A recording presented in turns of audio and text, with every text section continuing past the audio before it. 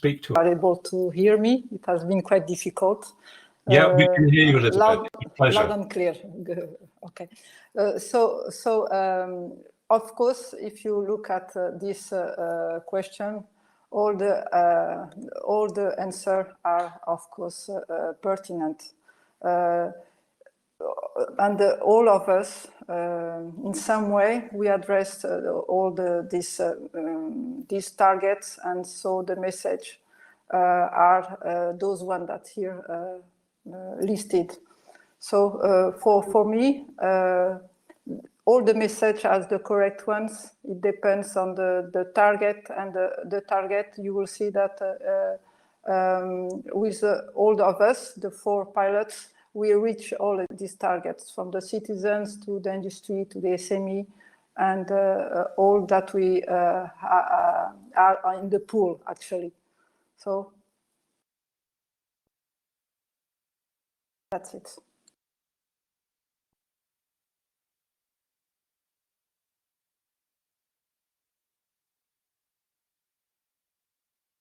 Sorry, I must remember to... No, it's okay, yeah. Martin, how about you giving us your thoughts on this? Well, of course, this it's not a surprise. These questions are lined up, and obviously the message is strongly connected to the target group, which has been discussed in the first question, and then it's also directly connected to the channels, which is coming up after it. But then what I would emphasize here is, like, even if we are the 4 pilots, and now these 2 days we are talking about a common approach, and then us forming and widening and building up the cyber competence network. So my word here is unity, which we have to strongly put out and strongly give a communication about that. It's not about professionalism. It's not about the technical solutions. It is the way how we approach the whole cyber issue, which is just getting more and more important and more part of our daily lives. And maybe this unified presence can help even for the wider audience to have a grab on what we are doing together. That seems to be very much in the spirit of this event and what we're trying to do, and the messages that we were getting yesterday. Martin, what are your thoughts about this? Is this unified approach feasible, or are we too different, too diverse? How do you feel? I agree with Martin and with Elizabeth. I think that it is important to be consistent in answers to questions like who we are, what we do, or why it matters. But also what I think that is important is to have messages which are designed about which benefit we bring to our audiences, because the benefits are the thing which is really interesting for our audiences. They are not care so much about our branding, but they care about what we have for them. So this is my opinion. And if I may, David, and just to ask the participant, have you ever experienced it to look at a communication material thinking that it had a wrong message for the target that it was supposed to reach? Since we are talking about messages, let's just ask this to the attendees. Okay, good point, Elizabeth. If you'd like to respond, please do so in the public chat. We can all see these responses and can respond to them. While you're doing that, we can move on to the next video, which is how to reach people.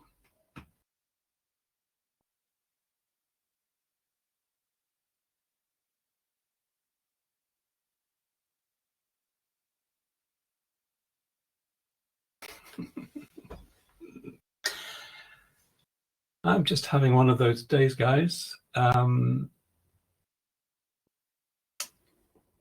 Right. Let me just try that one again.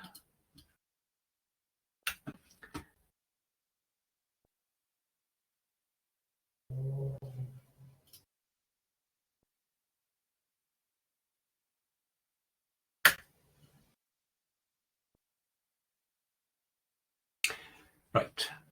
So let's not do that one just now, and we'll move on to the fourth question, which is about diversity, and we will come back to this one.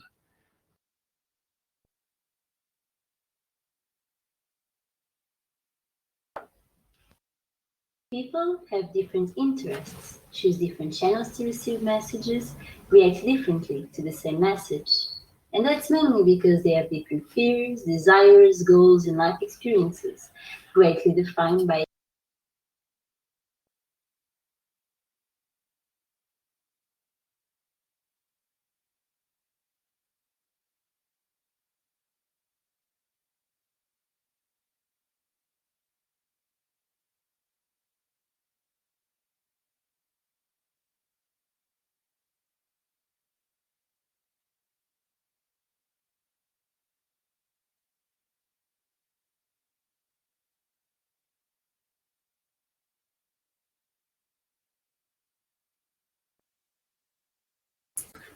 Okay, so we'll come back to the outreach question in a second, but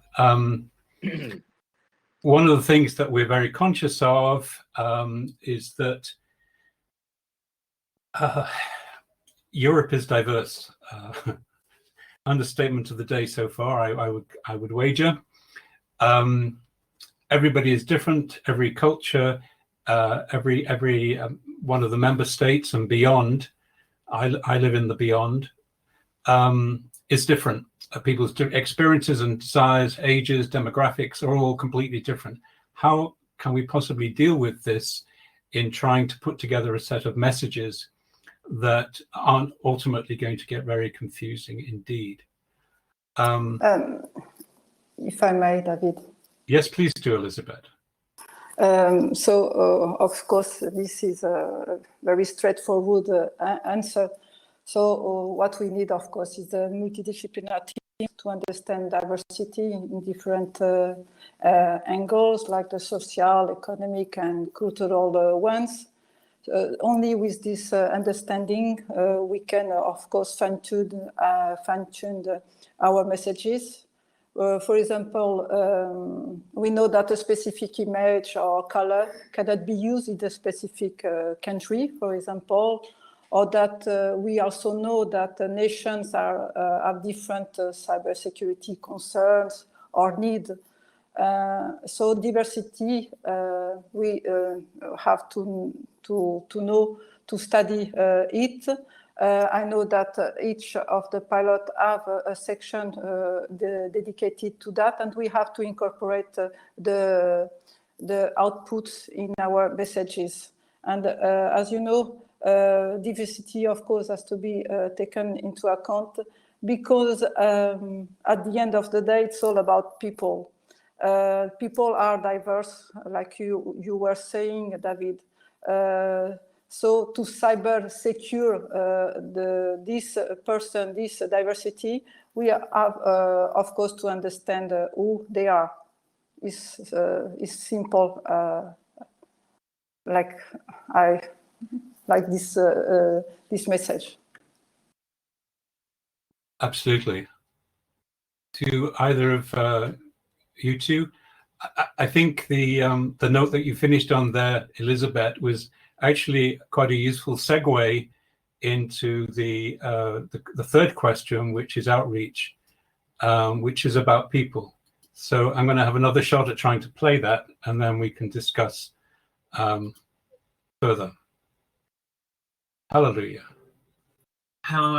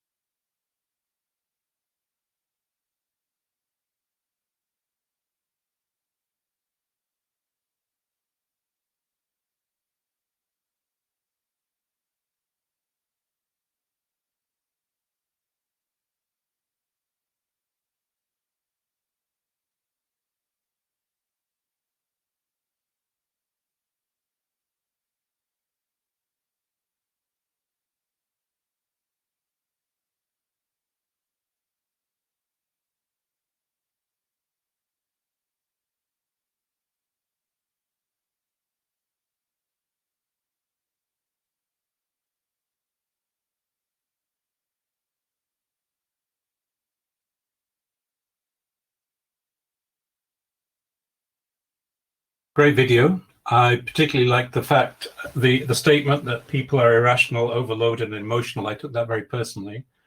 I think it probably just, I see Martin and Martin responding to that.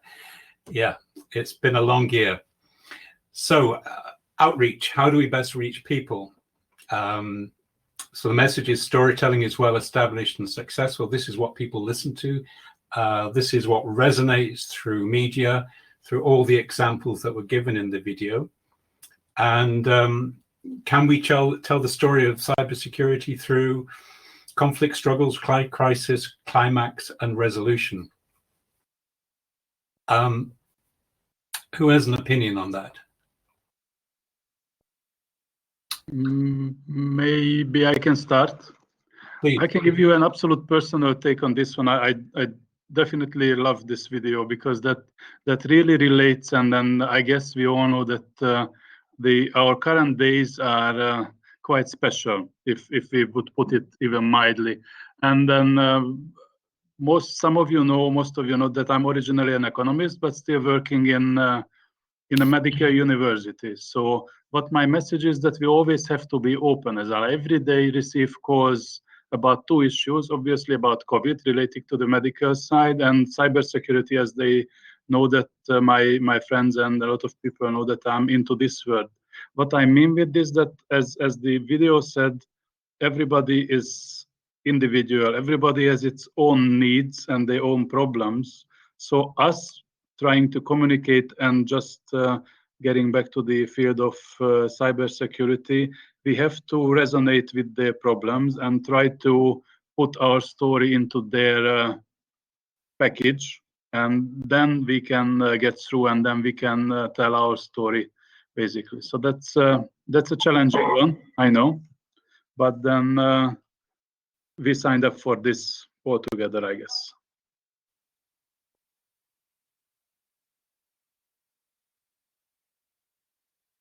We certainly did sign up for it, and we're having a jolly good time doing it. Martin, how do you think we can tell the story of European cybersecurity? You've outlined a number of different plot lines, overcoming the monster, rags to riches. I'm not sure about that. The quest is definitely there's something in that. Comedy and tragedy. I think there's a lot associated with cybersecurity that could fit into either of those. How would you like to begin to formulate the story plot of European cybersecurity? Do you have any ideas? I was thinking about this a lot, and of course there is not only the one right answer, but what I can see in communications of many entities in cybersecurity is that they use a narrative about overcoming the monster. And in my opinion, this is not a very good narrative for cybersecurity, because obviously people start to ask who is the monster, and there is a usually problem with attribution, and only saying that monsters are hackers, this is very abstract. So for me, the much more better story plot about cybersecurity in general, but also about European cybersecurity, is the story plot, the quest story plot. That's my opinion. Okay. And the quest would be what? To overcome the monster, or? No. Of course, the quest, the goal of the quest are defined in European cybersecurity strategy. Okay. Okay. Interesting. What do you think, Elizabeth? I just think that I don't want an end to this story. Is that because you like Sparta so much, you just don't want it to end, or? No, the CCN, of course, since today it's about the CCN, a COM group. So, sorry, yes. Yes, we don't want an end to this story. I think we have to pursue. And since it's all about, we have been talking about people, emotions, and that is the correct fuel to pursue the goals. So, for example, this group is working very well together. Why? Because they have the perfect match in terms of motivation and fuel, personal fuel. So like that, it works. So I don't want an end to this story. That's yeah. Yeah, some of the best stories don't have an ending because endings are somewhat difficult. We could make it into a mini series. So a succession of stories that come to a different set of climaxes without a complete resolution. I like the idea of this. I like the idea of telling stories, and I think it would work. One of the interesting things about stories is if they're pitched correctly, they can overcome some of the issues around the problems of diversity, because some stories will work for lots of different demographics and diverse groups. So we may be onto something with that. So does anybody in the audience have any questions? I don't see anything in the chat. And David, don't forget, just to mention that it was on purpose that we have the 4 questions presented in different ways.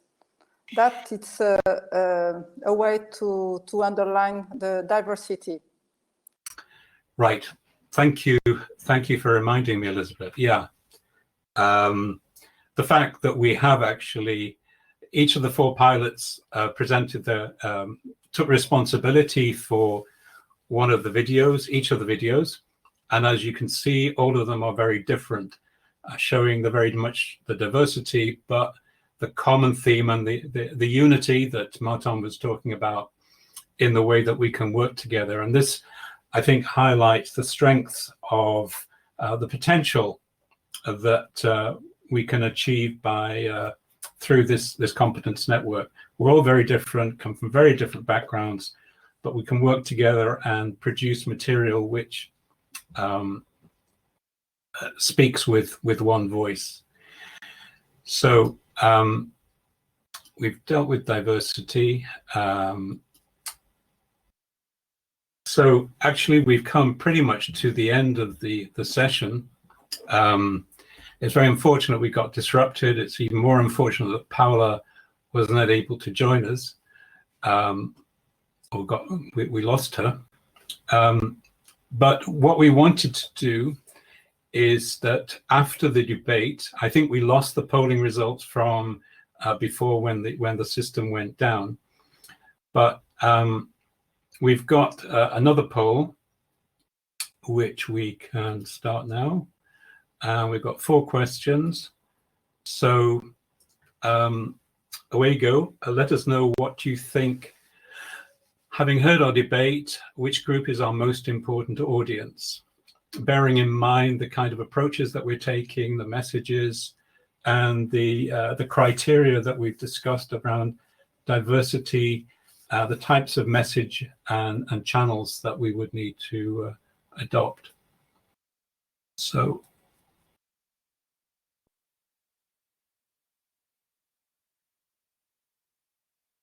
there is a clear winner so far. I'm not going to tell you which one it is.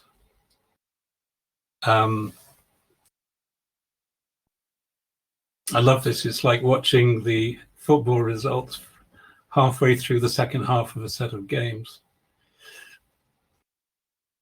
We're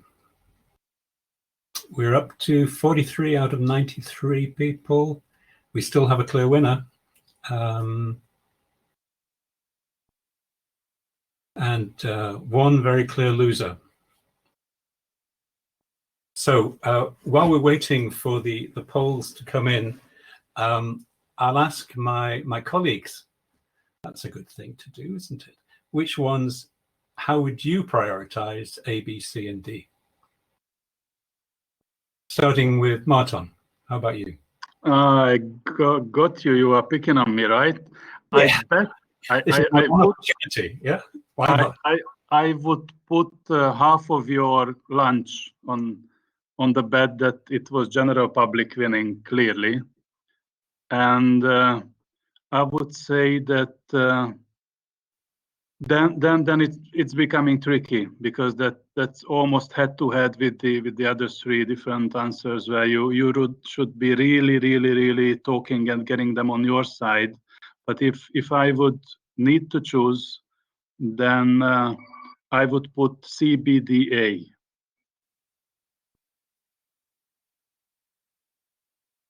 You are muted, David, but still, I can see you writing.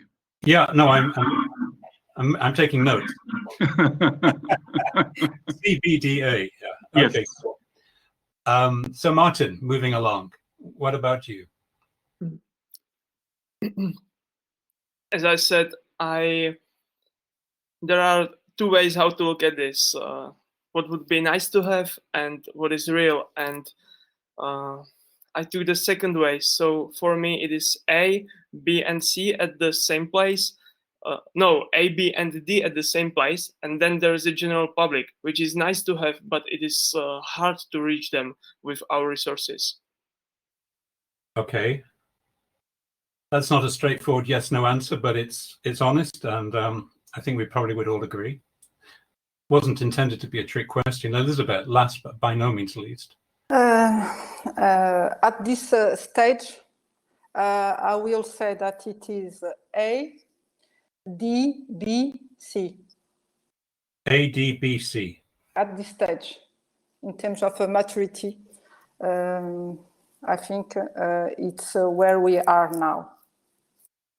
Okay. So, right, I suppose I ought to answer the same question myself, shouldn't I?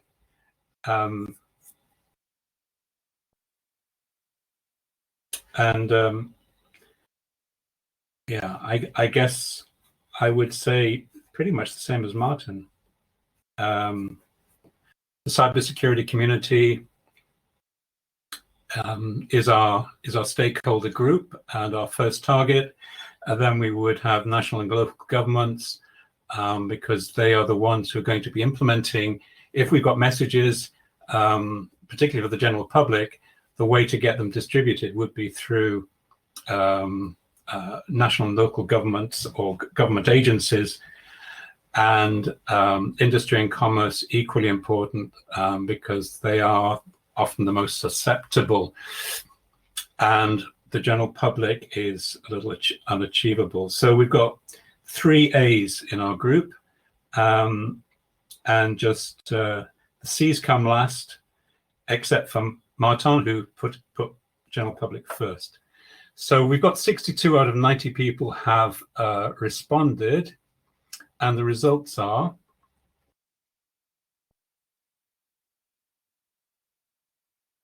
so. In terms of assessing the public mood, I think Martin has won, because Martin had C, B, D, A, and what we actually have got is C, A, D, and B. So most people who responded to the poll did not think the national and local government should be our target audience, but emphasized overwhelmingly that the general public could be. With cybersecurity, our stakeholder communities coming a close tie around 16–12%. So that's quite interesting. Do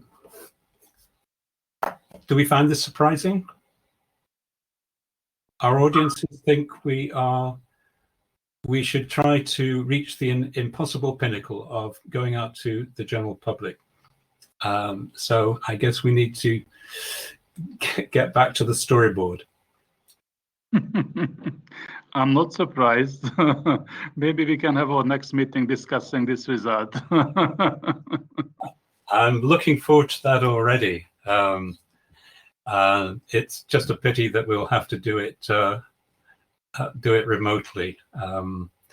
One of the saddest things about this group, I should say, was that we were supposed to be having a meeting in Lisbon last March, and it had to be cancelled at us last minute, and I'm still upset about that.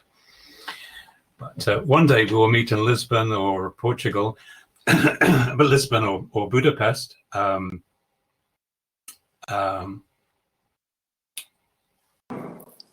Or even in Britain. And everybody is welcome in Lisbon, of course. That was a prompt for you to say that. Very glad to hear it. So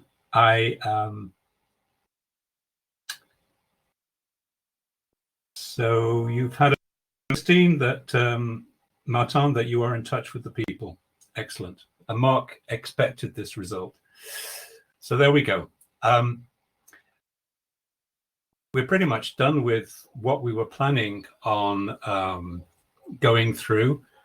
We've gone slightly over time. Actually, no, we're finishing roughly on time. Is that possible? No, we've gone 15 minutes over, but I was given permission by Mark to do that, so we're good.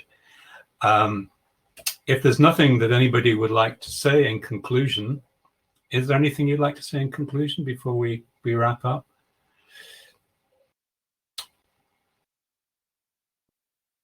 Clearly not.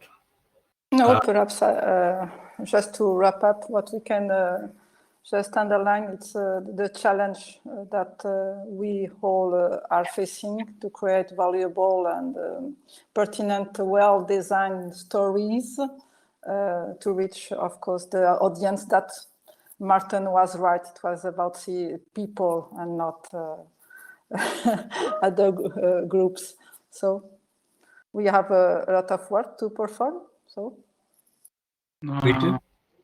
maybe just me having a point here is that I don't believe that by being people in front means that we don't have to target the other professional audiences. What I understand from this is that our professional cybersecurity issue is becoming more and more the daily issue of the everyday people, so that they are getting more and more interested in what we are doing and they are curious about what's going on.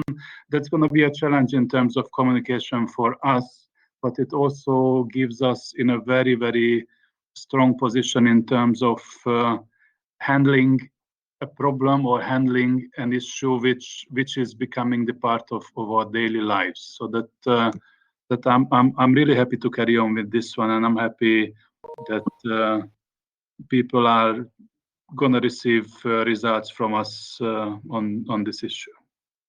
Yeah, I think that's a very valid point, that it's a lot easier to talk to the general public now about cybersecurity than it would have been 10, 15 years ago, when nobody would want to know or understand what you're talking about. But I certainly find in my own experience that if I mention cybersecurity, people say, oh, that's important, in a way that they would not possibly have done before. So all good. Martin, do you want to leave us with any final thoughts? Yeah, just one thing. Follow us on Twitter. Yeah, we should all be tweeting. There has been some activity. #CCN_convergence for this event, and the communications group and CCN General has its own Twitter account, which is @CCN_EU.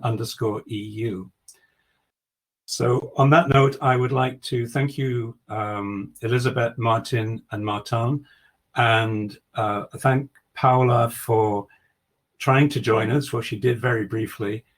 Sorry that she couldn't stay longer, wasn't able to connect. And just the thought that the breakdown in the communication of this panel, of this platform, couldn't have happened to a more symbolic group than the communications group. There is a delicious irony that our communications were disrupted so cruelly in the middle of our session. So on that, and wishing the platform and the rest of the event more success than we had, thank you all very much. And I think it's time for a break now, isn't it, Mark? Absolutely. We're going to have a 15-minute break instead of a 30-minute break. And at that point, we will return at 15:45. And thus far, the platform now is stable again because we've arranged to have a separate server, which is just providing the platform services to us. So from now on, we should be have a stable platform. Thanks everyone for your patience, and thanks to the comms group for a great presentation and discussion, even though in the end we had a lot of difficulties. See you all at 15:45, 15 minutes. Apologies for the short break. See you then.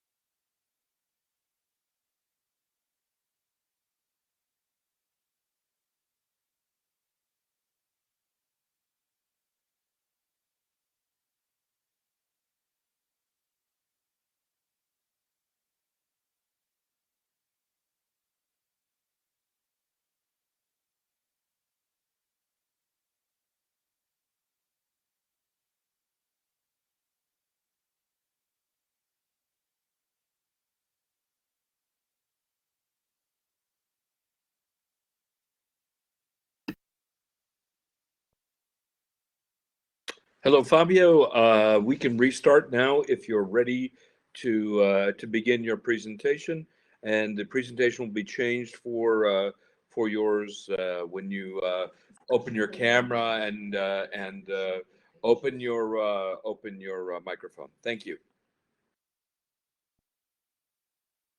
Hello, everyone. Can you hear me?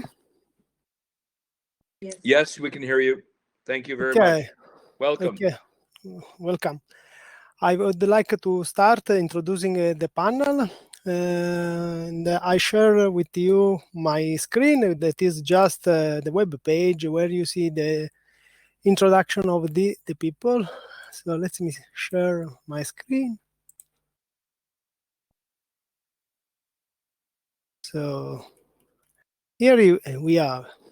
So I have the pleasure and the honor to have in the panel 4 experts, which has a lot of experience in different aspects of cybersecurity, including 2 amazing female experts. So I will start from them. So first, Felicia Kutas, which is a leading education expert in Concordia. I met her a couple of years ago, and I was impressed by her organization leadership. And now she is working as in EIT Digital as a project leader. And she also, for education, she held an MBA in finance and an executive master in communication. Please, Felicia, if you are in, maybe you can say hello to everyone and discuss and just introduce yourself more.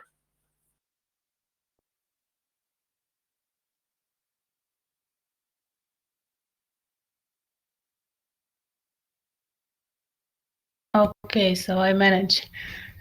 Thank you, Fabio, for the introduction. Hello, everybody. I think I will not spend more time on my bio, but I would just like to say that, especially today, in light of the today news, I'm a proud Romanian, and allow me to say felicitări București for the great achievement of becoming the Future EU Cyber Competence, for hosting the Future EU Cyber Competence Center. Okay, thank you very much. And I will move forward to introduce Argyro Hatsopoulo. She is a leader expert in certification and standardization, as well in Concordia. I met her in 2018 because she was my trainer for the ISO 27001 lead auditor course. And I was impressed by her clarity and the story that she discussed during the auditing experience that she has. So later we will hear from her what does she think, where we should go in certification of people, certification also of processes and products. So if Argyro is there, please introduce, add something so we can test also your ability to connect.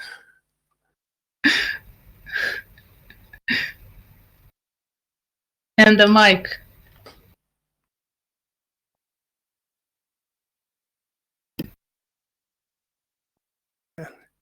We have an issue with your mic. No mic.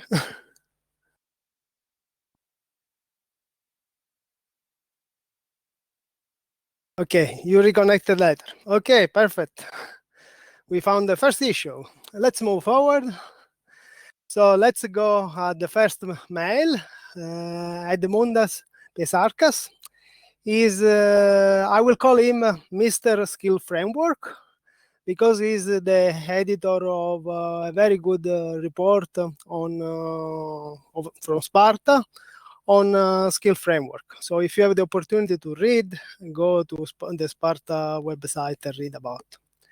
Edmundas is working for the Lithuanian Cybercrime Center of Excellence for Training, Research and Education, called in brief L3CE. And this organization has an extensive experience in running European and national research projects. Please, Edmundas, let's introduce more yourself. Hi, here I am. Can you hear me? Yes, we can. Perfect. So Fabio, thank you for introduction. That was more than enough.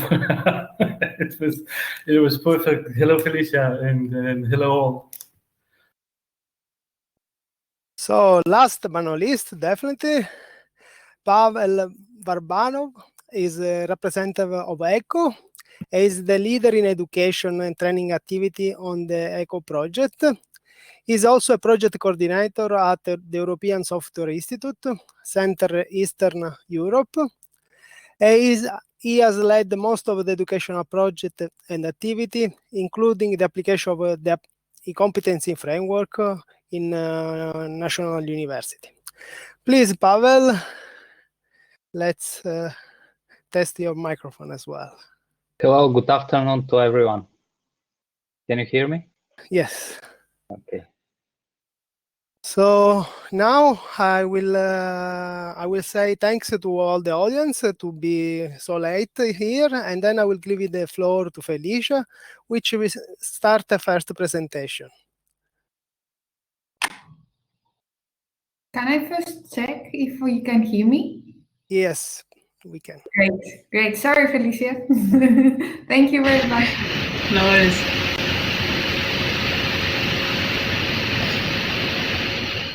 Okay then, so we are in the education group here this afternoon together, and it's my honor to start presenting a little bit what we are working on and what are our plans for the future, and also collect some feedback from you as audience.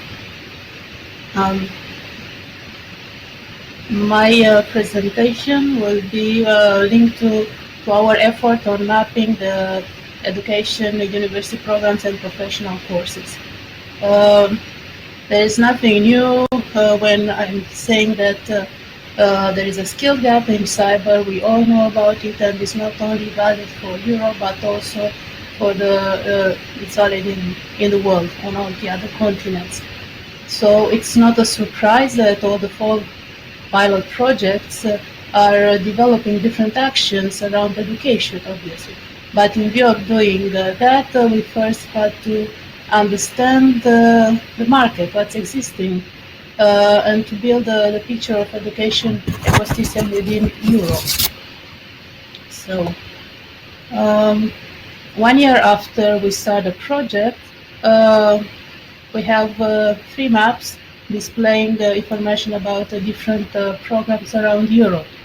The processes we followed to collect the information and and the type of information actually we collected was different, because we were supposed to fulfill some specific objectives of the individual projects we are working on.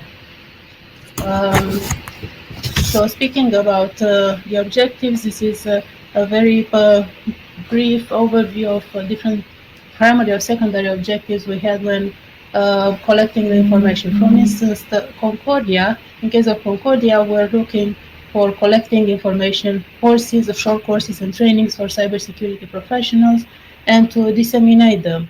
And this dissemination action was mainly for the use of individuals interested in building a career in cybersecurity, but also for companies, corporates looking for courses to upskill or reskill their personnel.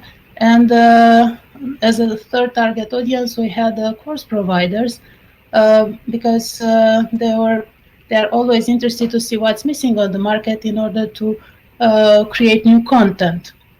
On the other hand, Sparta collected information on a bachelor and master's program in view of defining content-wise good practice curricula for university level.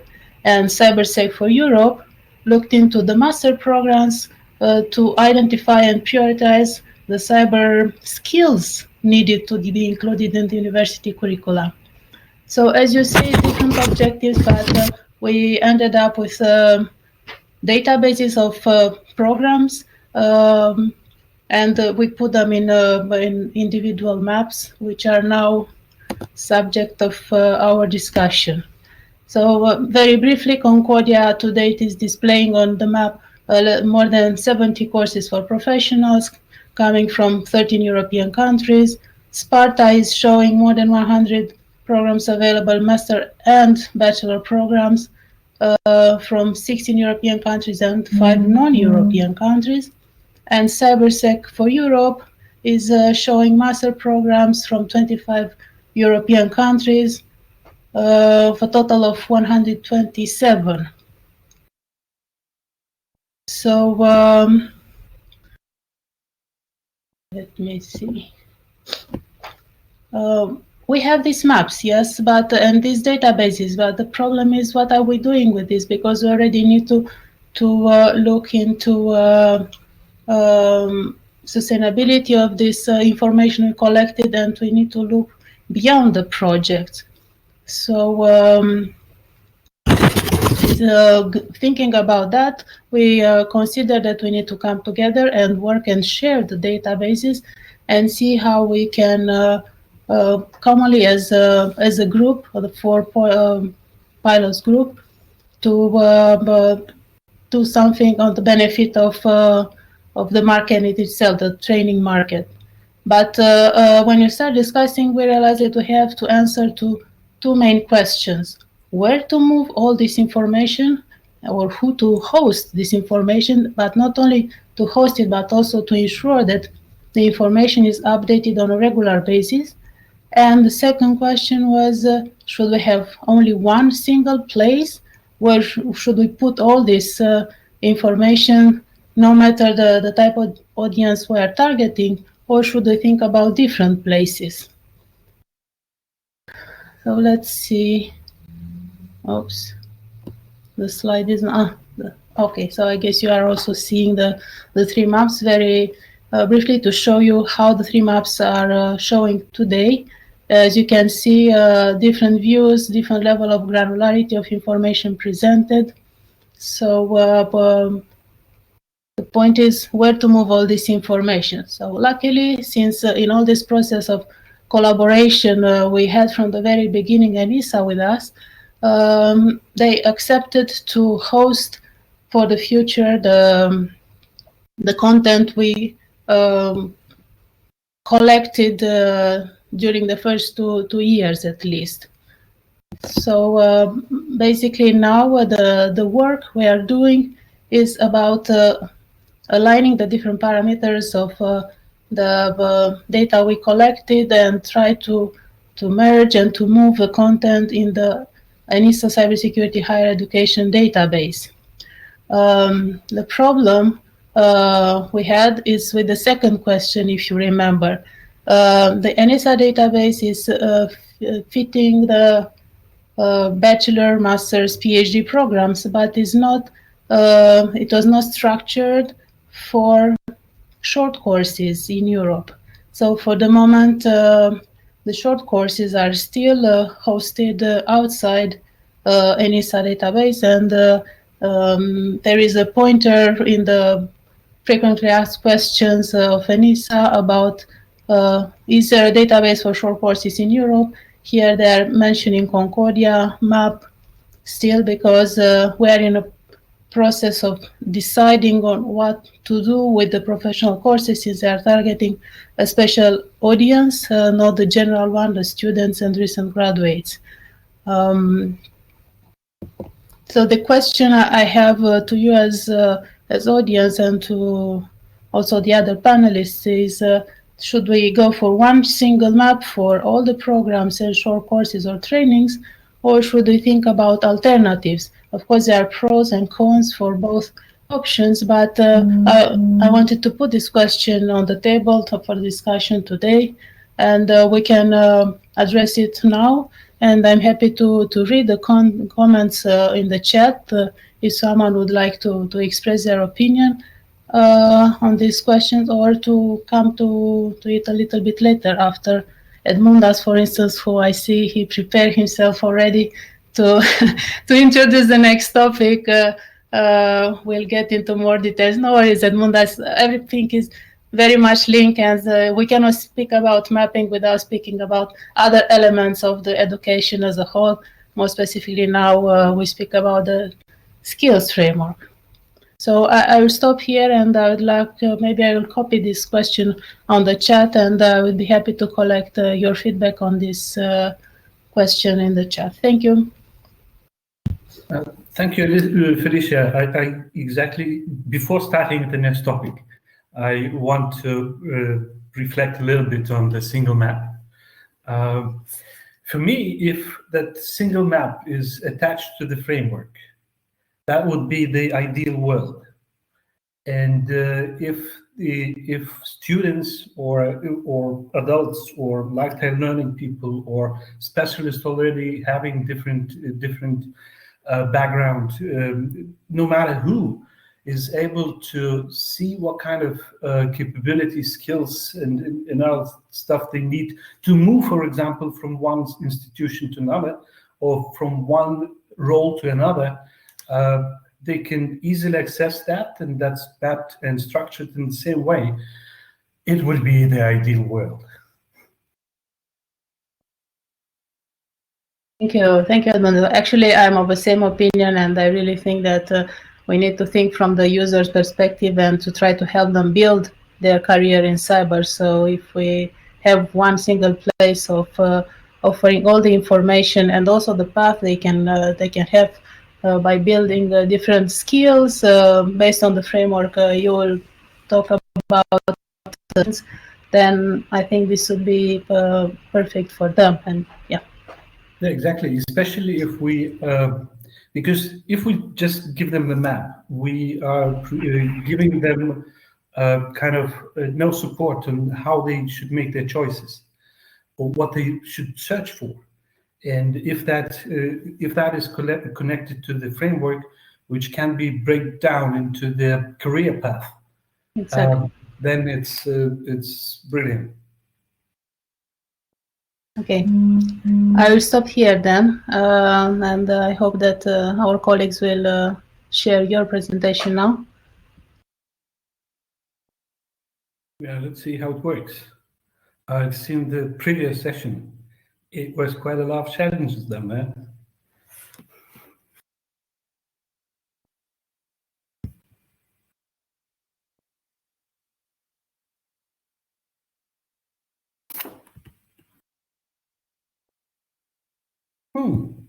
Well, they've got something on the screen, which looks like might be my presentations.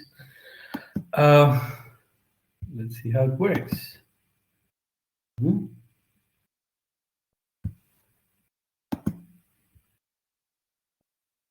Next slide, please.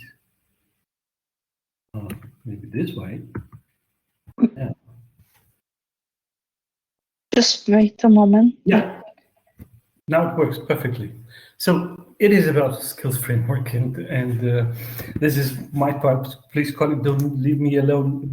Sorry, Felicia, we'll let you alone, but it's much more nice when you see some other faces in front of you to talk. But so I'm here to talk about what we as 4 pilots do in a skills framework context. Before I moved to the 4 pilots, just make a very short detour on how we understand what the skills framework is. So very shortly, it's just to put it that this is a kind of a vocabulary or the common language structure. So most of the things we can call frameworks if they're structured. In the skills framework, we say that okay, there should be a certain structured way how skills are, abilities, skills, knowledges are combined into some boxes, some structure. The other aspect is that it should provide links to something, either to the map, either to the career path, either to reality. Reality, I mean everyday activities of the practitioners within the cybersecurity. Whatever we take as a small, medium enterprise, or we take the, I don't know, military or other institutions which have offensive capabilities. So this should provide a certain link that we can use to exploit, to understand how it works. And the third thing what I want to stress, because there will be less syllabate probably possibilities to talk about this, is that to my understanding, the framework as a structure is important and how we construct it. But what is even more sometimes important is that how you manage it, how you maintain it. Because especially in particular, cybersecurity is very fast, is very dynamic thing. New technologies, new issues, challenges. We can talk about quantum or artificial intelligence, whatever.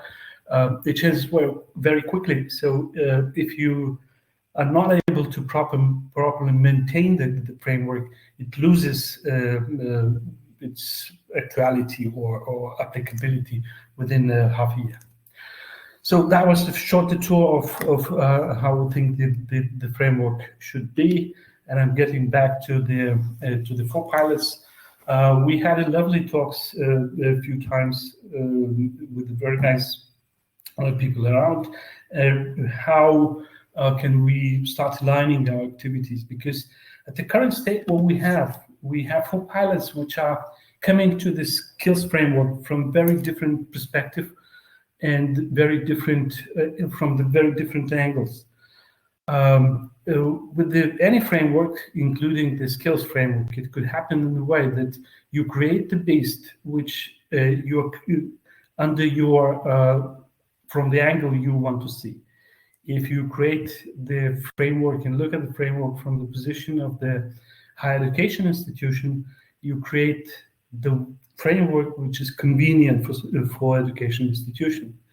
If you look at the framework from the position of the standardization, you will create the framework which will be suitable or applicable in this area, and the question for the others, for the other areas. So we are in a bit this kind of a position so far. We have CyberSec for Europe, which is more concerned in the MOOCs and quality assurance issues. We have Concordia, which is even less to the cybersecurity framework as such. They use that as an instrument for the standardization questions, and they could share afterwards what kind of challenges they faced in doing this. We have ECHO, which is more on the higher level framework, which can integrate all available frameworks into one, providing links and abilities to jump from one framework to another, which is very good, I think, and very useful. And I'm from Sparta, where we went more on the classical way or traditional way. So we thought of what the skills framework should be about in general. And our attitude was more that the starting point should be, let's call it reality. That is the daily operations which are done, or daily tasks which are performed in the cybersecurity related institutions and departments and so on and so on. So we start with the roles, we define that. If that is defined, we know the tasks to be performed, and the tasks are then linked to the capabilities of people and knowledge and skills they have to have. So this is very traditional way. This is how any skills framework, or this is how the human resource management is done in organization, in industry, in companies. So basically, they see what is to be done, what kind of people they need with what kind of capabilities. So this was the approach of this part we followed, and so none of the approaches is wrong or right, or better or worse. They all are good, I think. They are just different. And as I said, when we have different approaches, then we construct a different elephant with the smaller legs or longer legs and big ears and stuff like that. So we are at the point where we are exchanging our approaches, where we are trying to really align ourselves in a thinking discussion on what could be done and what could be the ideal world, which is a very long way to go. So we are at this point at the moment. I think we still have time and energy and motivation to move forward with that concept and have some common approach, which at least could reflect my next slide a little bit. Yeah, we're moving to the way forward. So at least we can focus on the issues on the first question, which is I think is not that funny, because the normal answer would be yes. We kind of in Europe, it would be great to have one skills framework, which is constructed in a certain way. If we take the traditional one, then it's traditional one. If the other way, we should recreate it. But it's not that simple to be answered, because today we've heard, especially in the previous discussions, how important, for example, citizens, so simple people are. Today, digital things are all around them.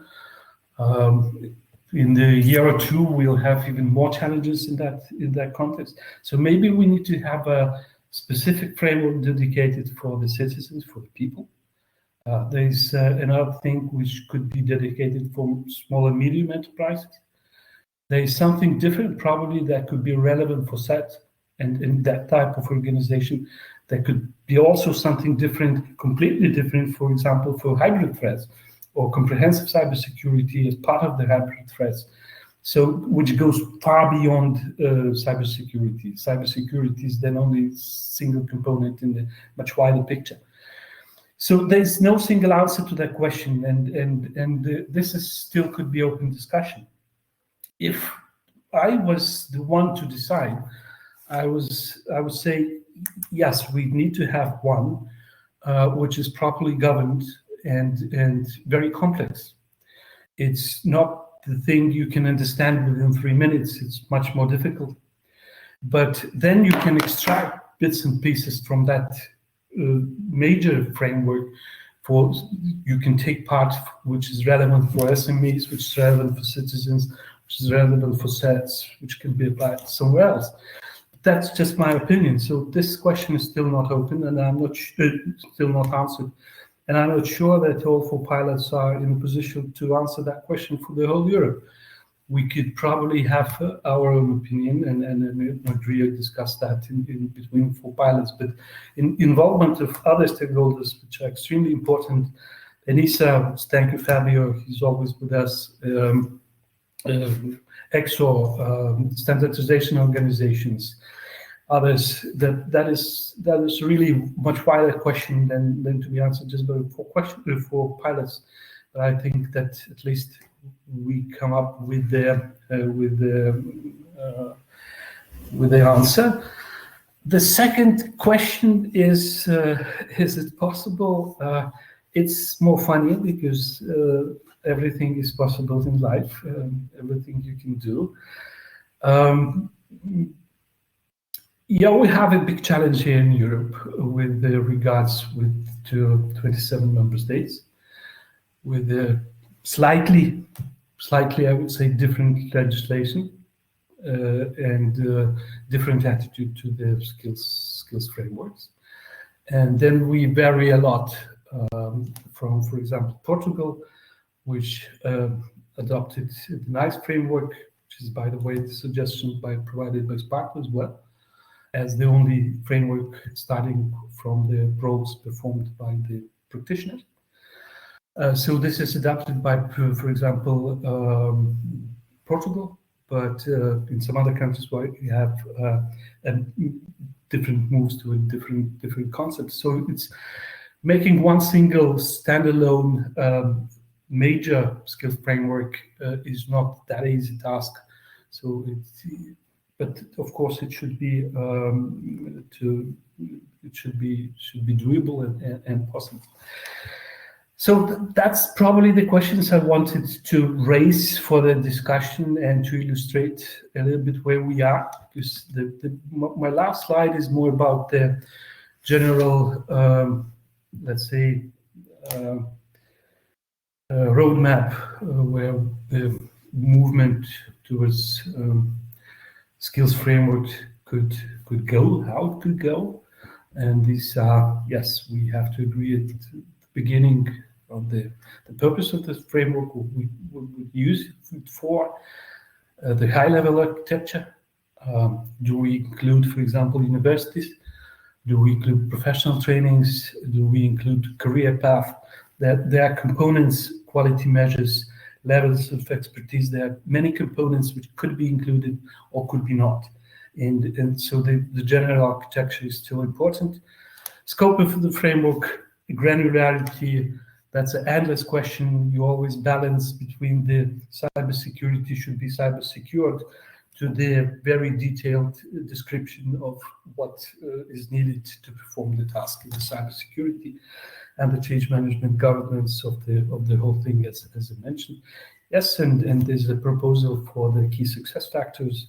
If we decide to go for the single skills framework, there are 3 pillars which might make it kind of successful or applicable for the whole Europe, and that is governance, as I already mentioned. That is recognition to root it, and that is extremely important.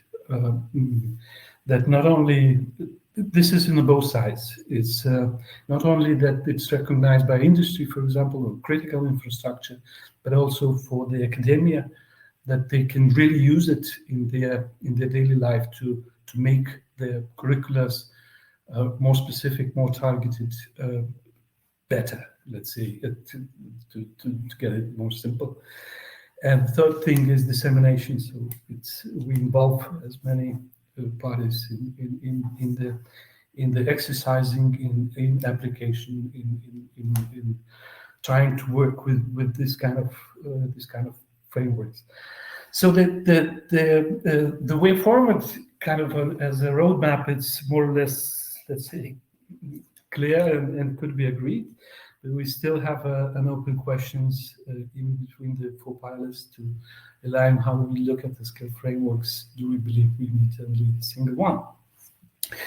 Sorry, I have a feeling that I took a little bit longer than expected. Is there anything in the chart?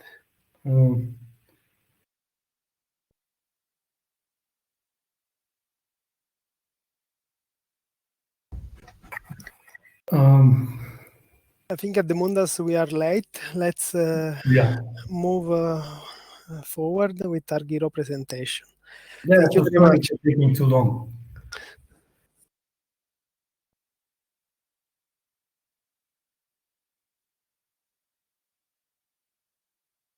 Hello?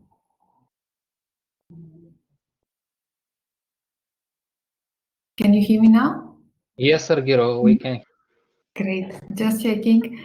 So until the presentation is loaded, let me just say all the things that I wanted to say even shortly before. So thank you very much, Fabio, for the introduction. It is great to be among you all here, all representatives of 4 pilot projects and all the people attending this event. I know we are getting a little bit late, especially in some countries, but I'm very happy to see that you are still here and you are actively contributing to the discussion, because this is also this is a discussion, not just a presentation. From my part, as Fabio said, I am Miro. I am working for Concordia regarding the certification standardization task. And here I want to talk a little bit about certification, about how this has a connection to everything else that we discussed today, especially in the area of education. And and also pose some questions for you to give me some feedback and make a more interactive discussion. So the first thing that I wanted to say is to lay the ground, to have a common language, is what certification is. Certification is actually, let's say that it's a statement. It's a statement produced by usually an independent party saying that specific requirements have been fulfilled. These specific requirements can be related to anything within the anything. It could be a product, it could be a service, it could be a process, it could be a system, it could even be skills. So certification is very generic. It can be applied to anything, provided we have specific requirements and we have a method to go and assess and independently say that these requirements are being fulfilled. In the area of talking about the 4 pilots, I think we can easily see that, especially also in this area, it is very important that we have a common approach and that we do not create duplicates of the same things. One of the values of certification is that it allows people to easily compare and products or services, to circulate products or services within a wide market like the European Union. It can provide an assurance that some things are being fulfilled. And it's very, very important that this message is unique and not fragmented. So it's not, it does not provide any value to the market to have multiple certification schemes addressing the same thing, because then people do not know exactly what to do, and the value and the usefulness of certification regarding comparability is lost in the way. So definitely, and this is what we are doing as pilots, we are trying to collaborate together and create unique schemes, but jointly. In the area of education, so the education process, even in cybersecurity, but not also only, there are multiple components. So we have the trainees, we have the people that are participating within the education process, but in order to have them there and to provide something that they want, we need to have all of the other components supporting this. So we need to have competent trainers, we need to have relevant and suitable training material that will cover specific knowledge that they need to be given. We need to have a training method that is suitable for the specific training that we are going to give, and use the specific training platform that we need, especially in the area of cybersecurity, where we talk about the cyber ranges and about having training as practical as possible. It's really important to define and use the right training platforms and the right training methods. And all these we have to do in order to bestow on the trainees the skills, knowledge, and abilities that they need in order to effectively perform a specific job role. And that also brings us back to another component, which is that without the role profiles and the information that they need to know in order to perform a specific role, then this cannot work. So we can see that even the cybersecurity education is a complex process. It has a lot of components, and because it has a lot of components, it has a lot of abilities regarding certification also, because as you can see also in this very draft diagram that I put here in the slide, we have people and we have products and we have processes and we have systems, and as we said before, during the definition, in all of this we could apply certification, and in all of this, certification could have a positive value. in order to show you a little bit of how we cooperate and how the different pilots have a place within this ecosystem and what we're doing in terms of on certification, I would like to ask maybe Felicia to present a little bit what Concordia is doing regarding the certification of skills. So this is the skills, knowledge, and abilities part, the last part of the slides. How can we validate, verify that a specific person has indeed the skills, knowledge, and abilities that are needed for the specific job role? Alicia? Can you hear me? I'm trying to open the camera now. Yes, I can hear you. Okay, I'm here, I guess. Oh. Yes, finally. Okay, thanks again. Indeed, we have a nice example in Concordia we can briefly share with the audience, and it's about our experience in building the cybersecurity consultant profile. Because within Concordia, we were tasked to develop content for cybersecurity professionals. We thought that we should first look into what's needed, what's relevant for the European market, and we identified this role profile, cybersecurity consultant, which is needed and relevant for more than one industry, so it's cross industries. But the problem we faced when we wanted to start looking into the right curricula for this profile was that we didn't actually had the profile defined per se. So we started with looking into the American NICE framework of skills, knowledge, and abilities, and then we got inspired from this one. But then we went to the ecosystem and asked what they consider in Europe relevant as important knowledge and skill a cybersecurity consultant should have, and this happened during this year via different surveys and workshops and so on.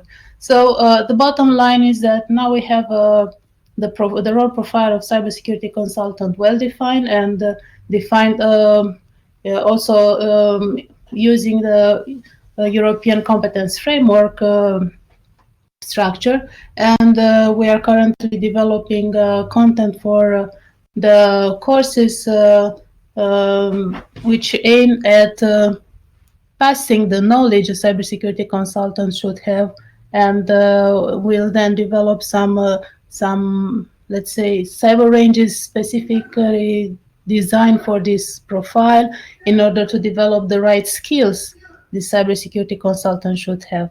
We're almost there. Beginning of next year, we will pilot this course. But more importantly, we want to attach to this course also a certification scheme, skill certification scheme. And we will do this by testing the knowledge acquired and the skills developed via a theoretical exam and the practical one. So just keep an eye on Concordia social media channels, so we will let you know. It's a nice experience and a journey, I would say. Happy to take on board new suggestions, especially because that we are running first a pilot and then we'll refine the content based on the feedback we will be getting, and hopefully this experience will become a standalone and recurrent exercise happening in the European cybersecurity market. Great, thank you very much, Felicia. It's an interesting point. It was an interesting experience, all of this, that we tried to create something, and we designed the way forward. At the point of implementation, we had to find a way forward in order to create, and we designed some very nice tools, and it was a very interesting experience. And that would actually bring me to a question to Edmundus. Is there a connection then between the certification, for example, of skills and knowledge and the training courses and the framework you were trying to present before?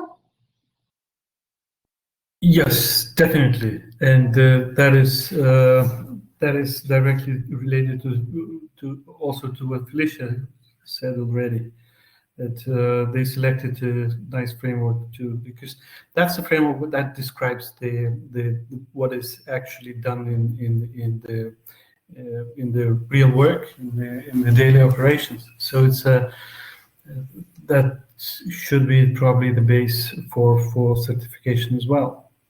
Yeah, if I answer your question, Agira, because yes, great. Thank you very much. So there is a clear connection. It's if we don't have the requirements behind it, then it's really difficult to have a valid certification scheme, and it should be accepted, acknowledged, and shared. And if we have the same basis, then we can have a certification scheme. Thank you very much. So that brings me to another effort that we're doing between us as a collaboration between pilots. Cybersecurity as a subject is a little bit tricky. In what is really needed based on the surveys is practical skills. It's especially now at the market. And so whatever training we're trying to do, whatever training method we're trying to use, it should definitely facilitate the use, the exercising of practical skills, and it should also allow for remote training, especially in this time, but also after COVID-19 has passed, it will still be something that will be important to be able to undertake these trainings in a remote environment. So this is an initiative started from CyberSec from Europe, one of the 4 pilots, and they actually identified a set of requirements as we were talking about for the framework, but for the MOOC platforms, and what are the quality criteria that these platforms should have in order to be effective, to have an effective role within the cybersecurity education. So what we are currently doing is that we are building on the work that has already been done by CyberSec for Europe, and we are trying to see whether it would be beneficial from the industry, from the market, and would have specific benefits to create a certification scheme for the specific platforms, the specific types of platforms, the MOOC platforms. So currently, we just published a survey, and within the next week, hopefully all of you will get an email which you will promptly fill in and you will not put in the trash. And then we will be asking your opinion regarding if there is a value to this, if something can be gained out of this, and if this the answer or during the survey is positive, then we will go ahead and create the first common cybersecurity framework, cybersecurity scheme, certification scheme for MOOCs platforms for cybersecurity education. And this is actually completely cross-pilot, so it's a collaboration between Concordia project and CyberSec for Europe, and we're really, really excited to do this, and we're really excited to see how that goes. So I don't want to take too much of your time because I know I'm a little bit late. So I see Fabio. So what I'm going to say is that there are a lot of opportunities, there is a lot of potential and a lot of value in certification in cybersecurity, not just products, not the way that we're used to, but also in education. So my final question, and the one that I'm going to post on the chat, is do you think there's another potential other than what we have said already? So we have identified the skills framework, a skills certification scheme for the cybersecurity consultant with Concordia. We have identified something for the platform, maybe for the training method. We're definitely having the input from the framework. Do you think there's something else that we should look at during the next year? So thank you very much, everybody from the panel, and thank you very much, everybody who stayed with us for this discussion. And I'm giving the floor back to Fabio. Yes, I will give the floor immediately to Pavel because we are running very, very late. So Pavel, just conclude this session because the cyber range is waiting for us.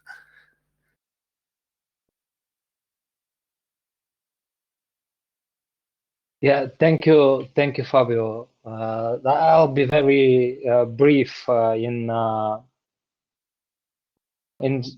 just want to express and share the group's vision about the building of the ecosystem. So the first message that we have is that the group is confident that possess all the prerequisites needed for the development of an ecosystem. Those prerequisites are three.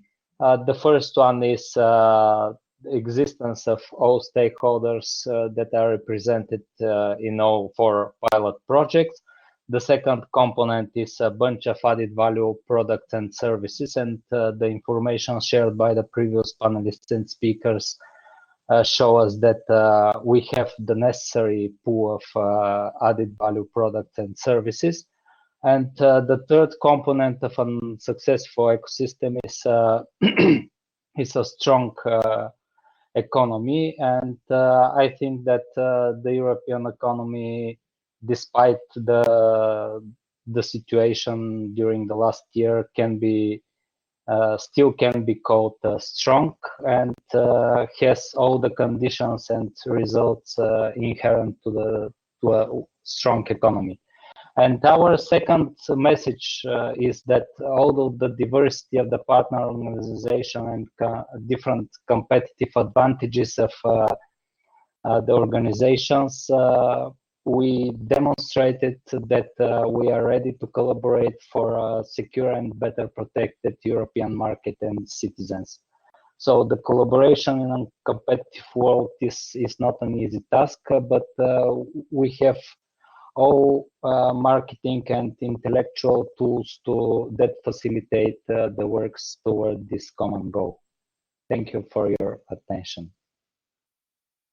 Thank you, Pavel. Thank you for all to listening to us and to the great speakers. And I close the session of education. Thank you very much.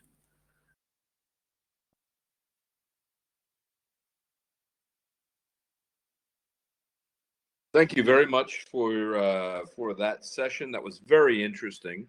Now I give the floor to Saba Virag, who is going to be talking about cyber ranges. Saba, the floor is yours.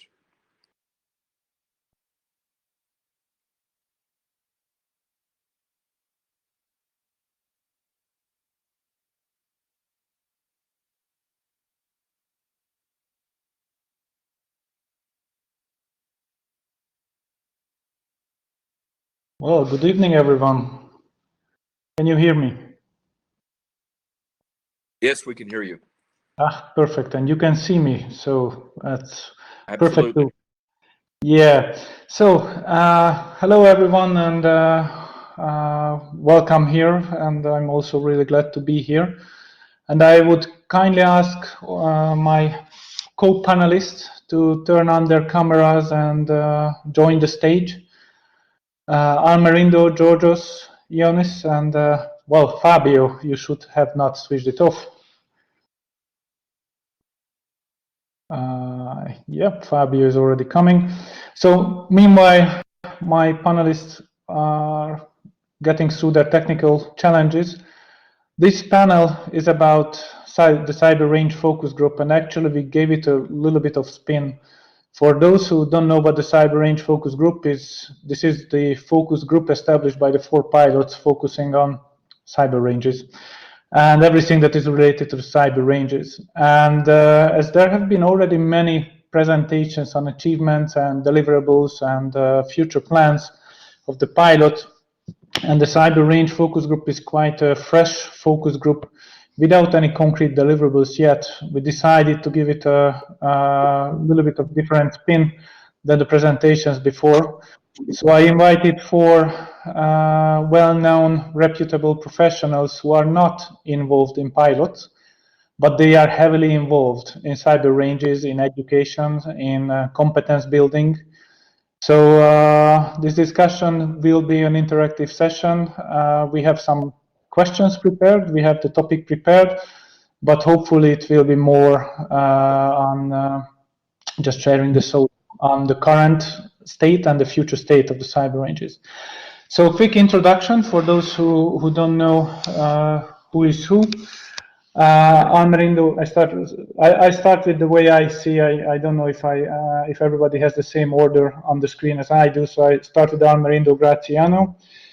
He's the CEO of SinanSec, which is an SME offering cyber range, cloud-based cyber range solutions. Al has a very solid background when it comes to competence building and delivering training. And well, he is very, very enthusiastic about cyber range technical capabilities.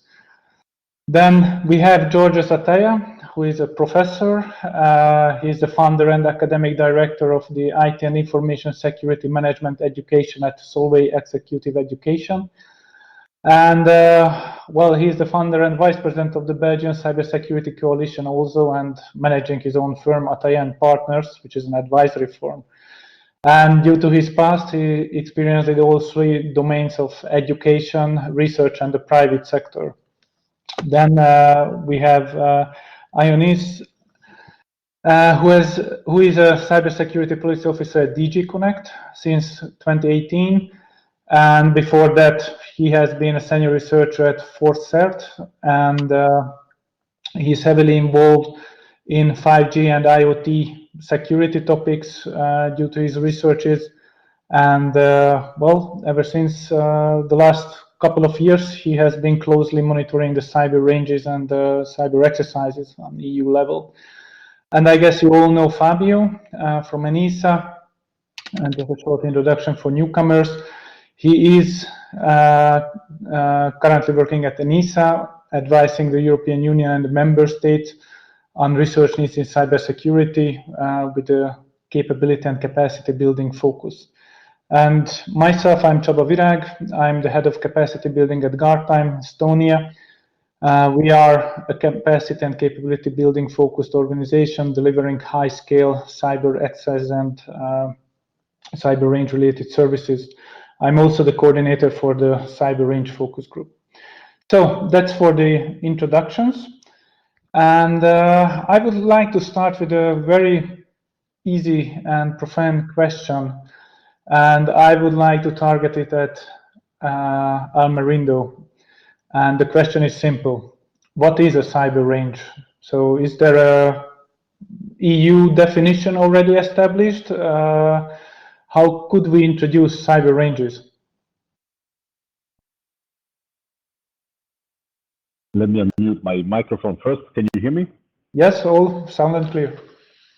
Okay, so for those who haven't done, this is an opportunity to publicize a little bit more the work that we have done at EXO, where for the last 2 years I've also co-chaired the sub-working group on cyber ranges. And early this year, I think it was February or March, we published a very long paper, hopefully very exhaustive, where we also try to give a definition of what a cyber range is. Because until now, until then even, cyber ranges were identified primarily as a simulation technology. So when people were talking about cyber ranges, we're thinking about simulation environment, something to simulate a ICT or OT or attacks. What we have defined at the European level at EXO, and really seen that this concept been also embraced outside Europe, is to look at cyber ranges as a platform that includes not only the simulation part, but all the functionality and the components that allow a cyber range to deliver its different use cases. Let me clarify. Traditionally, a cyber range is a simulation environment. Okay, so you use it to simulate a network or an organization or OT environment. But then you can use it for capacity building, for cyber resilience, for competence, for a number of things. And depending on what you need it to use the range for, you would need some authoring tools, assessment tools, and so on and so forth. Which basically meant that it will be very difficult depending on the use case. Today we are looking at the cyber range as a ecosystem, layers of both simulation and functionalities which deliver the end use cases. So including authoring tools, simulation tools, assessments, scoring, and this is more in line with what we are also seeing around the world in terms of what the cyber range is. Thank you. And this brings me to our second question. I would ask it from Fabio. So how do you consider cyber ranges on an EU level? What is the current state from an ENISA point of view, and what might be the bottlenecks? Why it's not widespread, or is it widespread enough? What would be your thoughts on this? I think ENISA doesn't have a common position on cyber range, but we definitely think that cyber range has a lot of importance in capacity building. As Amarildo say, is very important also for critical infrastructure to test resilience. So there is, and obviously in education is more used to train people as well. So there is obviously a lot of opportunity to increase the capability of the cyber ranges. Obviously, each cyber range is different, depending on how you use. Obviously, if you need to use it for a critical infrastructure for resilience, you have to be able to simulate or emulate sometimes the critical infrastructure, which can be quite have complex systems. So it can be very difficult and very tedious. But this is, since security is done by process, people, and technology, you should be able with the cyber ranges to cover all these three areas, which is very difficult because the human approach is very difficult to predict, although you can have a SOP to facilitate this. And so in this way, the exercise that is organized, like Cyber Europe, are in this way a way to also to complement the cyber ranges, which is more on the technical capability of the people. Thank you. You mentioned training and education and capacity building several times. And there are a lot of efforts, or quite a serious amount of efforts, let's put it that way, in bridging the gap in between understanding what needs to be trained, what needs to be assessed, or how to use cyber ranges and exercises in order to assess certain competencies, certain procedures, or the efficiency of policies, like an incident response plan or something like that. On the other hand, what we see, or what I experience, and of course this is something that can be debated, but based on my experiences, cyber ranges are not that widespread when it comes to education. And I'm wondering, Georgios, do you have an insight on this? Why cyber ranges are not that widespread yet, and what challenges academia might be facing in integrating, or are they widespread? No, they are not widespread at all, actually, Sabak. The issue is that we have been lecturing for the last 20 years in relation to risk, implementing controls, and information security, and for the last 4 years, cybersecurity. And we deliver a lot of technical, practical information, and we have adequate speakers sharing their information. But at the end of the day, they do not have any practical experience. So most of the time, our participants go and attend the education that is typically delivered by boutique or by major players that unfortunately are outside Europe, which means that they have access to laboratories, they have access to cyber ranges that allow them to get hands-on experience, whether it is going through a certain script or trying to invent and identify and find their way out. We also organize within the Cybersecurity Coalition in Belgium various exercises, find the flag, and all those kind of practical exercises, but none of all those takes you by the hand and brings to you those different domains of knowledge that are needed. I refer to the previous presentation on education by Fabio and all the skills that are required.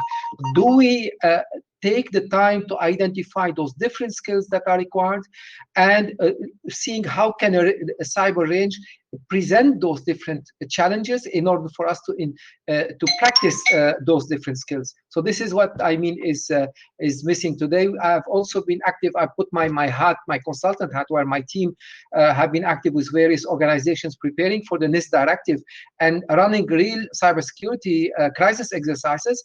And there you are just in the middle of everything, just in the middle of a real life exercise, but nobody is prepared to that. Nobody knows what is to be done. So it is the other extreme where you are in a real life situation, but you don't have any structure, any scenario, or any knowledge that you should possess or you should adequately have been trained for. So this is the whole spectrum that I notice in that domain.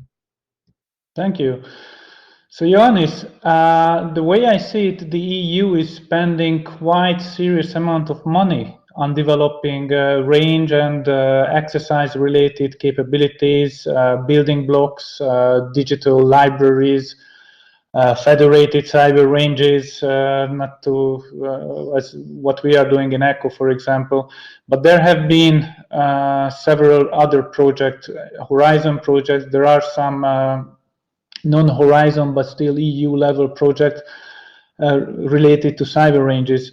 What are your experiences with the efficiency of these projects and the exploitation on the project side, and what would be your expectations, and what the Commission would like to see in the near future, and how can we get there? Do you have any thoughts on this? Thank you for the question, and thank you for the invitation to be here with all of you. Indeed, the Commission over the years has funded a series of projects through various calls, not only the purely cybersecurity calls, where cyber ranges have been and are being developed. And we even have dedicated cases like cyber ranges for 5G, for IoT, for industrial control and automation systems. Technologies that are being funded through various types of instruments, not only from Horizon 2020, but even from Connecting European Facility programs. And based on that and this rich portfolio of technologies that are being developed across the EU, the idea for the future is to further enhance and support this domain. And this is very well aligned also with the Cybersecurity Competence Center that we had also yesterday the announcement of its seat in Bucharest. And the Competence Center will be bringing together, as you very well know, both, let's say, the research innovation angle of Horizon Europe, but also the deployment angle used to be in Connecting European Facility with the new program, the Digital Euro program, where a particular ticket is expected to be on cyber ranges. Actually, we have a thematic priority there, and you can keep this information. It is about preparedness, risk preparedness and response. And under that, several activities will be funded, and cyber ranges and cyber threat intelligence being, let's say, the most important domains. Of course, this relates also with our policies, and this is what we want to do across the EU. I can bring here in this discussion, for example, our policy, our Commission recommendation of 2017 of blueprint on a coordinated response to large-scale incident and crisis. And this is, let's say, what I mentioned as a thematic priority is the implementation angle of this policy, where we want to bring together and achieve joint preparedness, shared situational awareness, and coordinated response in case of an incident. These are our, let's say, three key objectives. And we do believe that cyber ranges can contribute in all of them, of course, with different impact.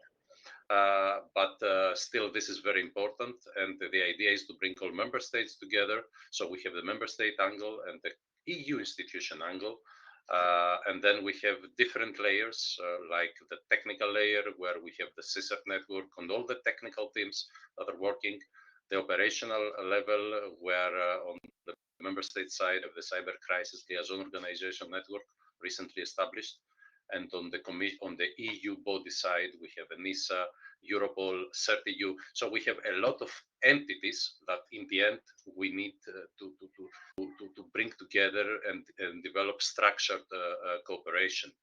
And definitely, this type of technologies for us are very important in order to achieve these goals. Thank you. Here's another question from Jacob from Concordia.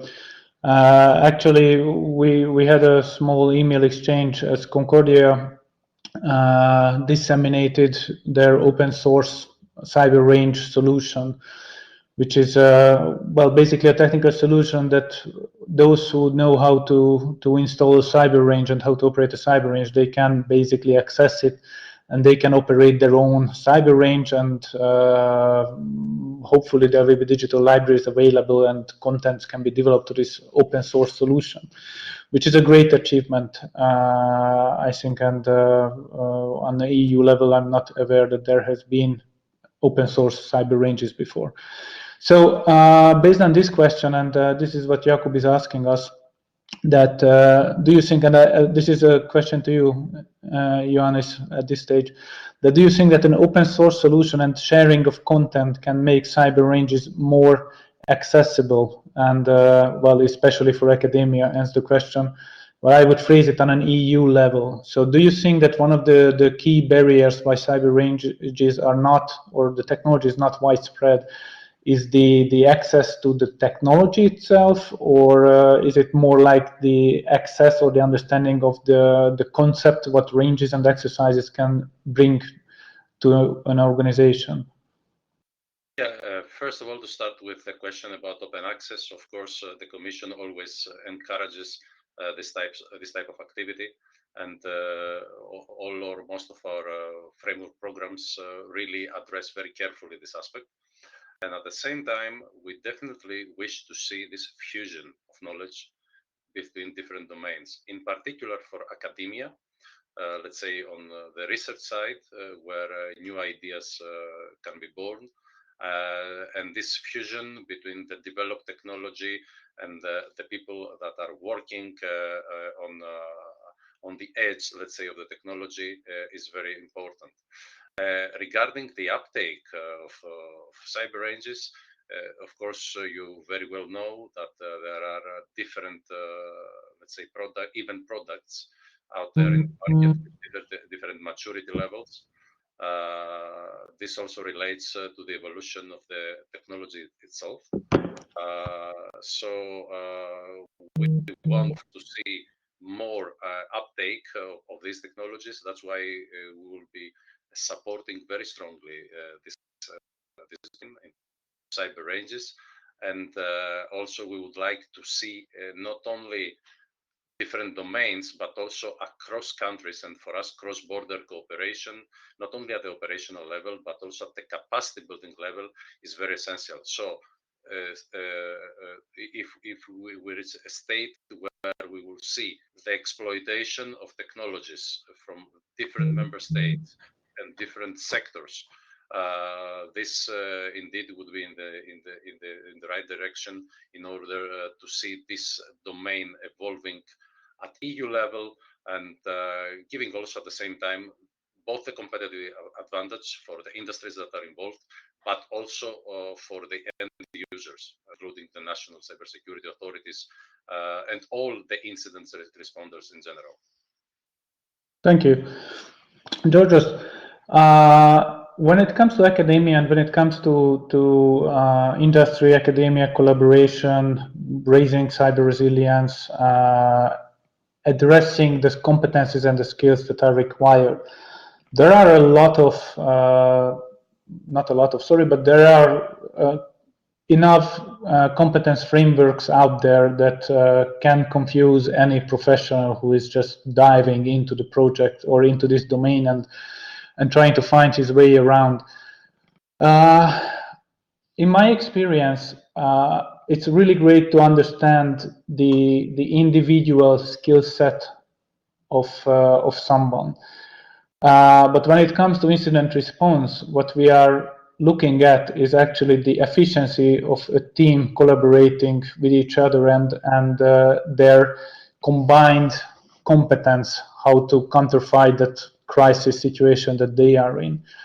Are there any works on this already that you are aware of, or how do you think that this could be somehow further developed or addressed? As you mentioned, there are so many education, there is some education that exists in various domains. There are so many credentials that are known. However, I don't have any real source of knowledge or source for specific education related to incident response. I think that everybody refers to the ISO 2735, and when in my executive education we have series of sessions that goes through that standard, in addition to other education that exists, including something coming from ISACA or from other suppliers or research centers. But I think there is a major need for going one step further, which means beyond the standard that exists. How can we identify the series of skills? I refer back again to Fabio's previous session where we talked about the NIST framework, where the NIST framework addresses a series of domains of skills that are required for the work role that is related to incident response and related work roles. I think it should be quite adequate to create on a European-wide basis the requirement for the credential that would be, and in line with what we have done together at EXO, defining the credentials that are required, the skills that are required from experts in that domain. And I see today that there are few organizations that are expert in delivering advisory in those domains, and we see the consulting business booming in that domain. However, we don't really see a lot of specific education credentials and university, as far as I'm aware of, that are structuring that on a Europe-wide level. Thank you. Fabio, as ANISA is organizing cyber exercise, are you here? Yes, you have a problem with the camera. No problem. If you can talk, that's great. So as ANISA is organizing cyber exercises on EU level, and ANISA is organizing various cyber exercises among member states, between academia, etc. So my question regarding this would be that how do you see what we as the pilots or we as Cyber Range Focus Group could do to facilitate even more or even bigger or even larger scale or more efficient cyber exercises? Because as of now, these cyber exercises happen annually or biannually, and of course it would be highly welcomed if such large-scale exercises could happen more frequently. Is there anything that the community could do for this? I believe that you already are doing something to build this concept of cyber ranges, which is new. And obviously, the problem is how to the industries to take up this opportunity to develop, train the people. As you mentioned, also it's very important capacity building is not only the problem of testing the SOP, but it's very important also to build the capability inside the companies. And I also have an opinion. Sometimes in university, in this way, connecting to what George say about that it's difficult that university form people in incident response. This is true because it's very specific topic. There is a need, but this is more for professional people.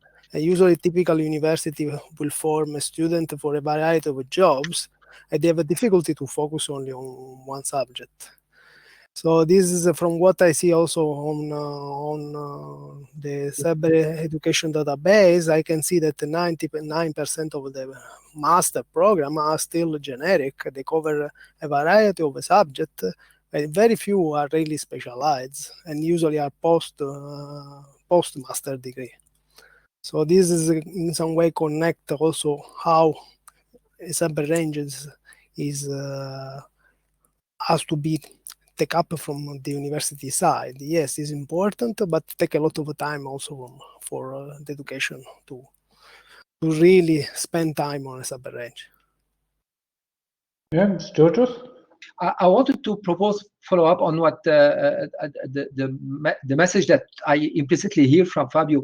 I think it would be worthwhile to put together some universities, I call today some other universities, that let us work together on a program that you would propose, and where we could share together our effort and knowledge and create something from scratch. I mean, a generic one that everybody can use and adjust, and we can do that based on all the materials that you are building yourself. So I think it would be worthwhile to generalize the use of cyber ranges through kind of starting with a partnership, piloting a common solution, partnering with some European expert in that domain, and starting it somewhere. Yes, thank you.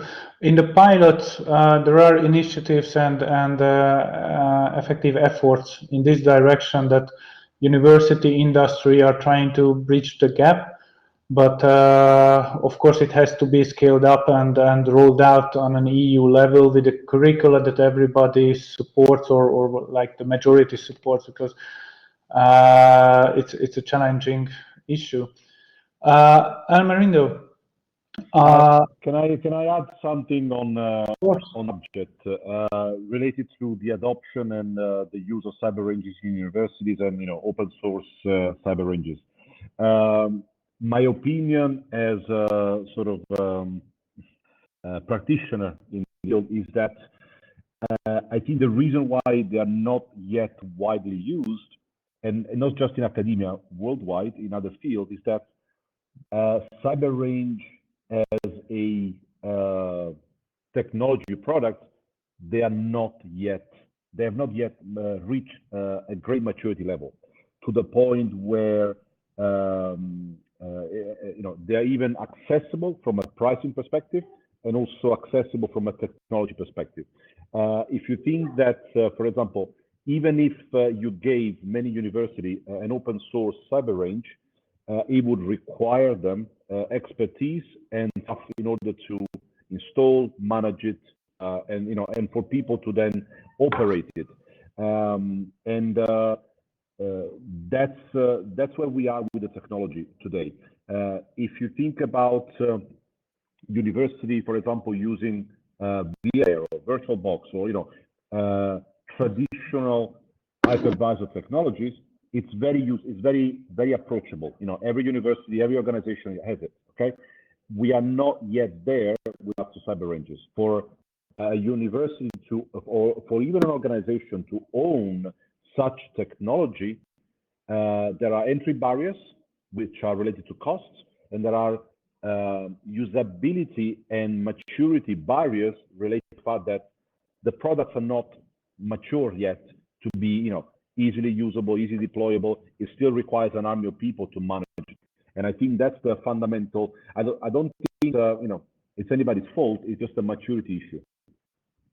Yes, but if I understand you correctly, we are talking about that as a concept or as a holistic approach. We like in other domains when it comes to cybersecurity, we have the different silos and we have this whole fragmented like there is a cyber range. It can simulate something. We can connect cyber ranges. We can simulate even more things. We can do researches. We can release a malware and see what it does inside the network. Then we have the competence building blocks where we say that, okay, let's exercise, I don't know, a ransomware scenario. And then what do you do when a ransomware hits your organization? Or we can, do a 5-day long exercise where a lot of things can happen and teams can be assessed properly.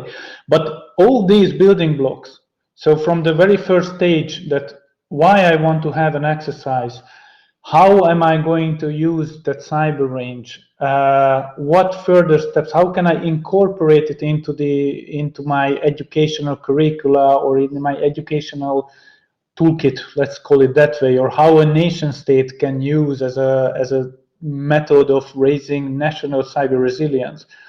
Do I understand right that this is the issue that is not tackled, the holistic picture? I think many people understand the holistic picture. Many people understand, at least security professionals understand that it's not just about tool, it's about process, it's about bringing together the tools, the know-how to deliver a solution. And the solution, it's not just a technical platform. What I'm saying is that in order to deliver the holistic solution, all the building blocks are not yet mature. So you can talk about the simulation of ransomware, you can talk about tabletop, you can talk about simulation of processes, and there are pockets of competencies and excellence in each of these fields. Integrate them together in a seamless way, and also in a way that doesn't require an army of people to do it. That's where the problem is. And I think that's the widespread. I think that's the biggest part of the problem, and not to mention that I'll give you an example. Today, if you want to deliver a training course, everybody knows how to use Microsoft Office, and they have Microsoft Office available, so you don't have to teach them. People just know how to do it. But if you want to deliver something beyond a PowerPoint presentation, and you want to include simulation of any kind, there are no standard ways of doing it. There are no standard tools of doing it, and there are very few cheap and accessible tools. And that's where I think the problem is. All right. As we're closing to our panel's end, I have one question for all of you. So I kindly ask all of you to respond to that. That in your expert area, what features do you miss the most from the current range, cyber range and cyber range related solutions? Let's start with you, Ioannis.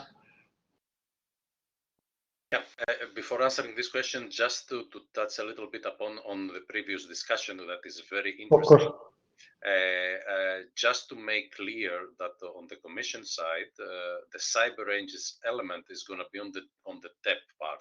When we are talking about deployment, about mature technologies that will be deployed and used by end users. So we had this discussion about ENISA and the potential use of cyber ranges in its own exercises. This could be an excellent example in the future projects where even this could be a KPI, how EU institutions or national authorities from member states can use these technologies that will be developed and deployed. Now, talking about what we could miss, as we all understand, there are a lot of opportunities, many things to be done when we are talking about cyber ranges. Perhaps having dedicated cyber ranges in the various technological domains like 5G, IoT, to continue this approach to artificial intelligence. This could be very, very useful, and also federating the various elements could be challenging for the future, but at the same time very useful for the entire community, not only for the developers, but especially for the potential end users. Thank you for that. Georgios?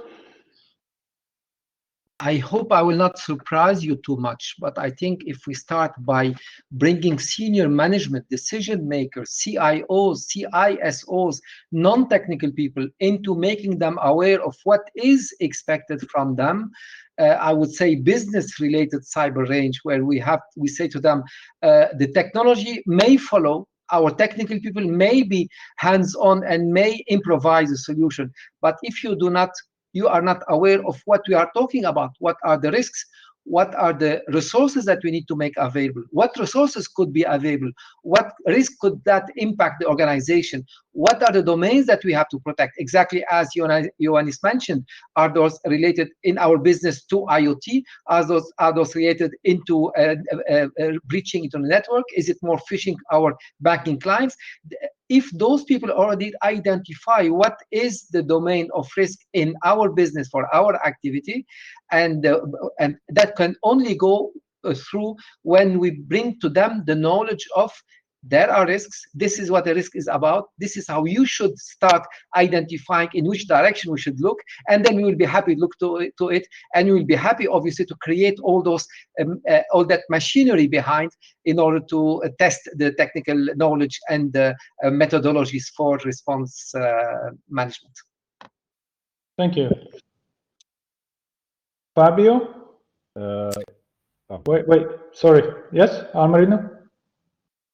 Yes, I wanted to say something along the line of George's, but my point is sort of across, in the sense that George's raised a very valid point, and when we talk about cyber range is mostly technical, process, sometimes, but what is missing is the integration with the senior management, or with the more integration at process level and with the management side. In other words, how do you bring together the simulation of the technology, simulation of controls, cyber attack simulation with the decision-making process, and how you integrate the two, and how you track and monitor that side of things. That's again, I think something that will come in time, but I think that's what many are, I would say, talking about, but the real thing is different. Thank you. Fabio? Yes. Do you still remember the original question? Yes. Or you can refer to anything that has been discussed before, of course. Yes, I will discuss with the George Merildo, because I think for critical infrastructure is very key, because cyber range can be very expensive to run, very expensive to create. If you have to emulate a particular something that is very particular, and you cannot simulate, maybe you need to emulate, and they can be very expensive to run. So the critical part maybe is to identify what is critical in your system that you want to create a cyber range. So that has to come from the senior management, understand which part of the business is more critical. And that is the part that probably you want to invest resources to simulate or emulate in the way to prevent that an attack can disrupt seriously your business. So obviously, the top-down approach will help you to identify the critical part of your business, and so prevent that a crisis can escalate to complete disruption. Thank you. And Al, would you like to address the question? So what do you think is missing mainly from the current range solutions, ranges and range-related solutions? That was my previous comment. So okay. What is missing is the integration between the soft skills management and the technical side, so the operational and the more decision-making part. Strategical, yes, yes. Well, in that case, thank you for your participation and thank you for your sharing your thoughts and insights on the topic. I think that some of the points that we have not yet discussed or touched upon in the Cyber Range focus group, we definitely will have to.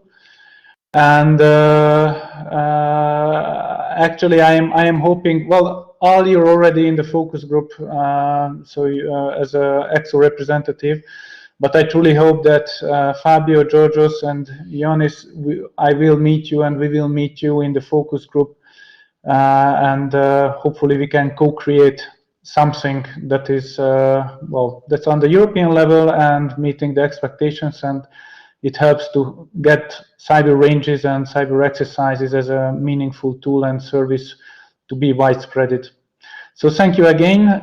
Thank you for being here, and of course thanks everyone who managed to make this session happen today, for all the organizers and all the pilots, and well, you dear audience whom we cannot see, but we hope that you are there. So thank you, goodbye. Thank you, bye-bye.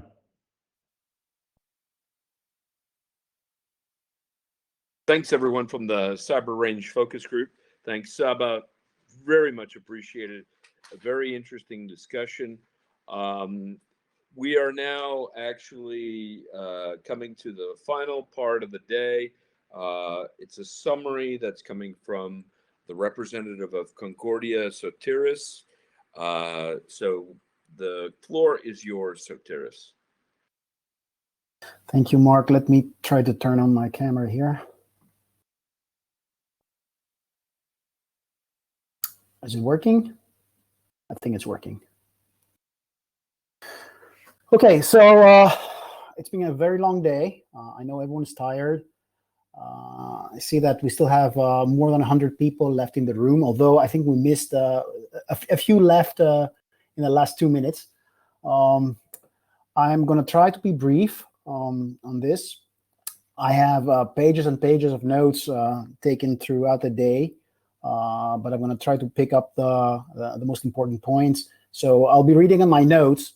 The day started with news about the European Competence Center and the selection of the city of Bucharest that's going to be based. So I mean, how can you beat these news for the rest of the day? I mean, this is we've been waiting for that for so long. Anyway, after that we had a series of sessions from the 4 pilots, starting with Concordia, and Concordia focused on giving an overview of the project, on the efforts that we did to expand the consortium and to keep the balance between industry and academia. We briefly talked about the pilots and the industrial aspect of things, the vertical pilot that we have and the horizontal pilots. And we also focused on the activities that Concordia is doing on Women for Cyber. Now, moving on to the roadmap, which of course Concordia is working on, but all the other pilots are working on, and we're all collaborating on this. We present the importance of such a roadmap for the future of Europe. And then we had a couple of questions about how we measure our impact. We think that being academics, on one hand, we measure our impact by the number of excellent papers we publish every year, but also the excellent research, the excellent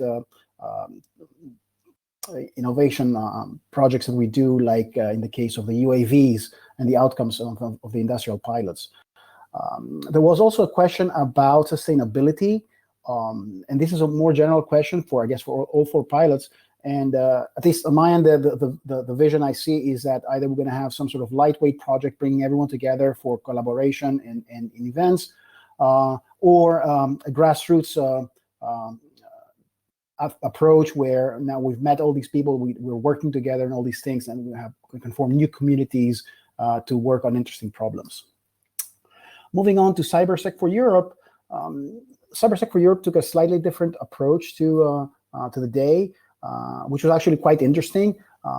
They presented the hands-on things that they've been doing on some of the pilots that are part of the project. So we had demos and presentations about the open banking, which is quite important. The maritime demonstrator. I mean, maritime is is a really complex ecosystem, and it's been moving in bounds and leaps, digitizing. So it's a prime target for cyber attacks. So it's a quite interesting use case. And also the smart cities demonstrator as one of the pilots that CyberSec for Europe is working on. Now, moving on to ECHO.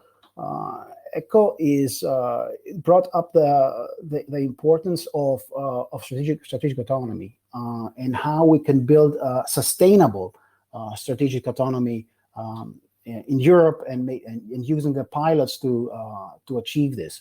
Now, there are a number of components to strategic autonomy.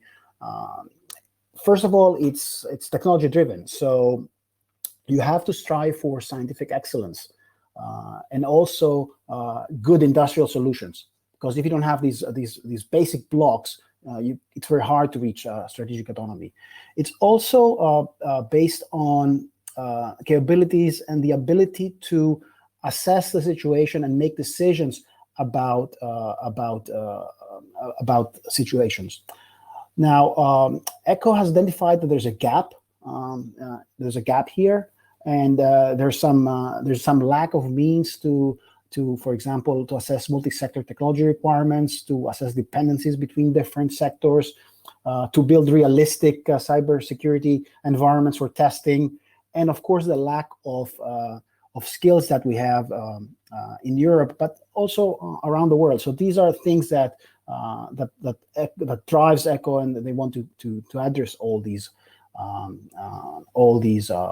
problems.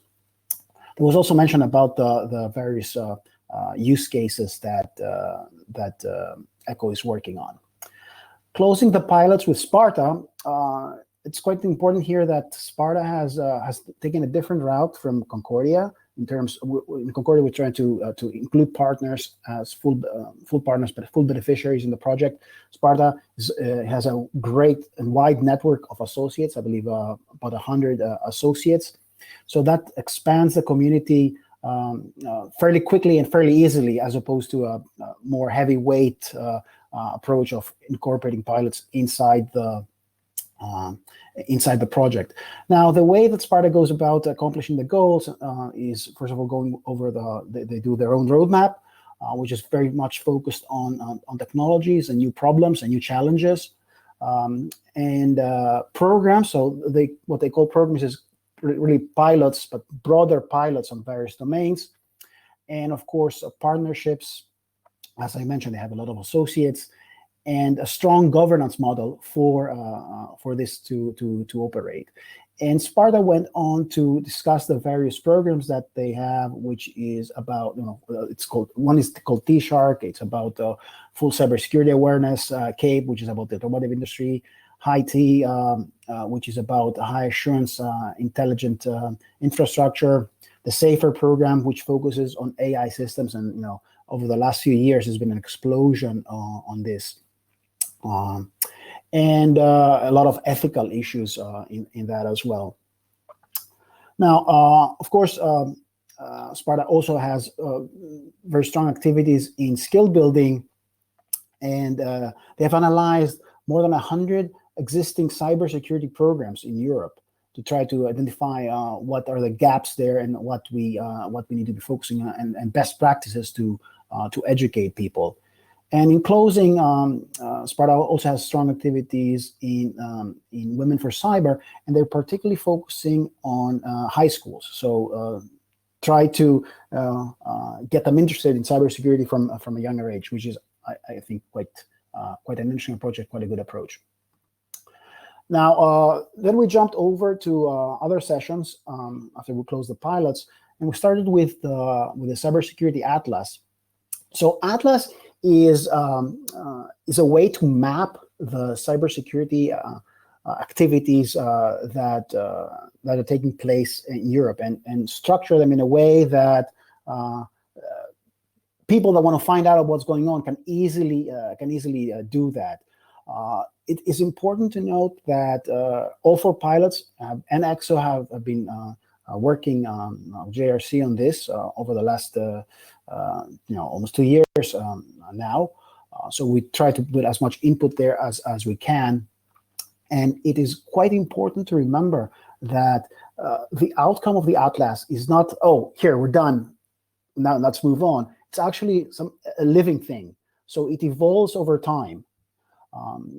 The vision for the stakeholders of Atlas is, of course, cybersecurity and EU institution in general, but also industry. So specific questions, for example, that one that goes to the Atlas can find is who's working on what are the topic, what are the networks of collaboration for specific topics, what are the priorities, identifications of weaks and strengths for organizations. So really a plethora of information there, and very useful material for anyone that wants to be start in this field and get a sense of what's going on. Then we moved on to the communication group, and it's quite interesting that we had a live poll here about what is the most important audience? Is it like the cybersecurity community, the national local governments, the general public, industry, and commerce? And it seems that the people here agree that the general public is the primary audience for this work. There's been very close collaboration between the 4 pilots on communication. With this is probably one of the first things that got the pilots working together. So I think even in the first meetings that we had in the first couple of months, we really started working this, and there was a great push to get a communication group together and also have a common message coming out of the 4 pilots. Then there was discussion between the education group members and the education focus group members, and the importance of education and skill building. Remember that skill building was one of the keywords in the call for these 4 projects. So it's ranked very, very highly. There's identification of lack of skills, and the education focus group focuses exactly on skill building. Yet the pilots may take slightly different approaches on education. So, for example, CyberSec for Europe doing an online course review. Concordia, we focus a lot on certification and skills and courses. Sorry, Echo and Sparta focus on skill building and curricula. But there's an underlying thing there, an understanding of why skills are important. There was also discussion during the session about certification, about what that certification actually is, how to get certified, how do you certify specific skills, how do you certify education. So these are important things that we need to understand and learn how to do. And in closing, we've had the discussion on cyber ranges. And maybe not everyone knows what a cyber range is. I think by now, probably everyone in this room knows exactly what a cyber range is. Most of the discussion was actually focused on the educational aspect of cyber ranges. Yeah, there were some other things about funding and whatnot, but the educational potential of cyber ranges and why they're not used as much. I think that the main point there is that the technology is not mature enough, so it's not something that people are really familiar with and they can easily work with in a class. It takes a certain set of skills to be able to really get the full benefit out of it. But It's certainly a great tool and something we should be using, especially cyber ranges in things like 5G and IoT and critical infrastructures in general.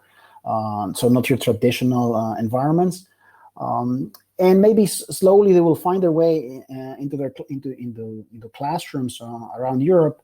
But so far we're still in the process of getting there. Also, it's important to note that that ENISA can play a role here, and by hosting all these exercises that they're already doing, and push this tool for learning. So with this, I would like to close the summary of the day and maybe pass the token back to Kai or Mark.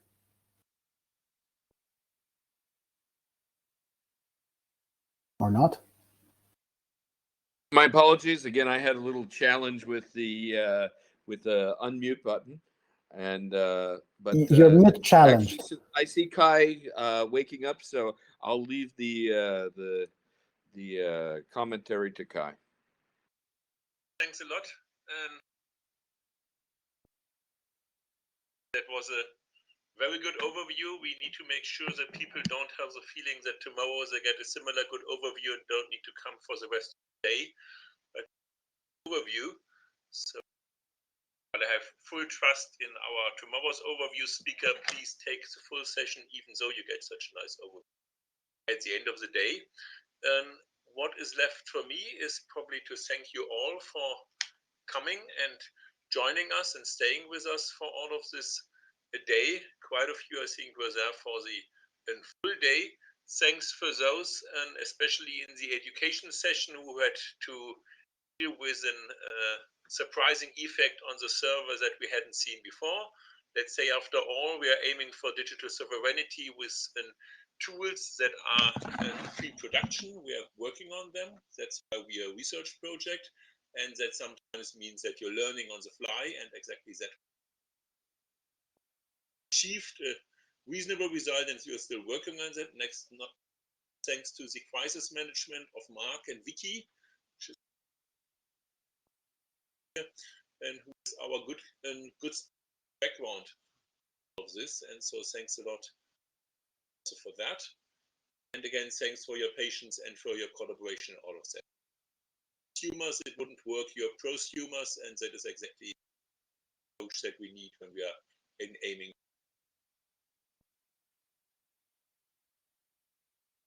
We're missing the last. Hand over to Mark. Yep, we were missing the last few words, but just a quick comment. We restart tomorrow at 9 o'clock, so please be there with coffee in hand and ready and excited to have our final panels of the event. And we have a very, very exciting last panel as well, with all of the 4 pilot coordinators, and the moderator being Luigi Rabuffi, who's the Secretary General of the European Cybersecurity Organization. So please come back tomorrow. We look forward to seeing you then. Thank you very much for your attention. Also, apologies to the communications group, who also had to go through this process with the platform being a problem. Thanks again, everyone. See you tomorrow. Have a good evening.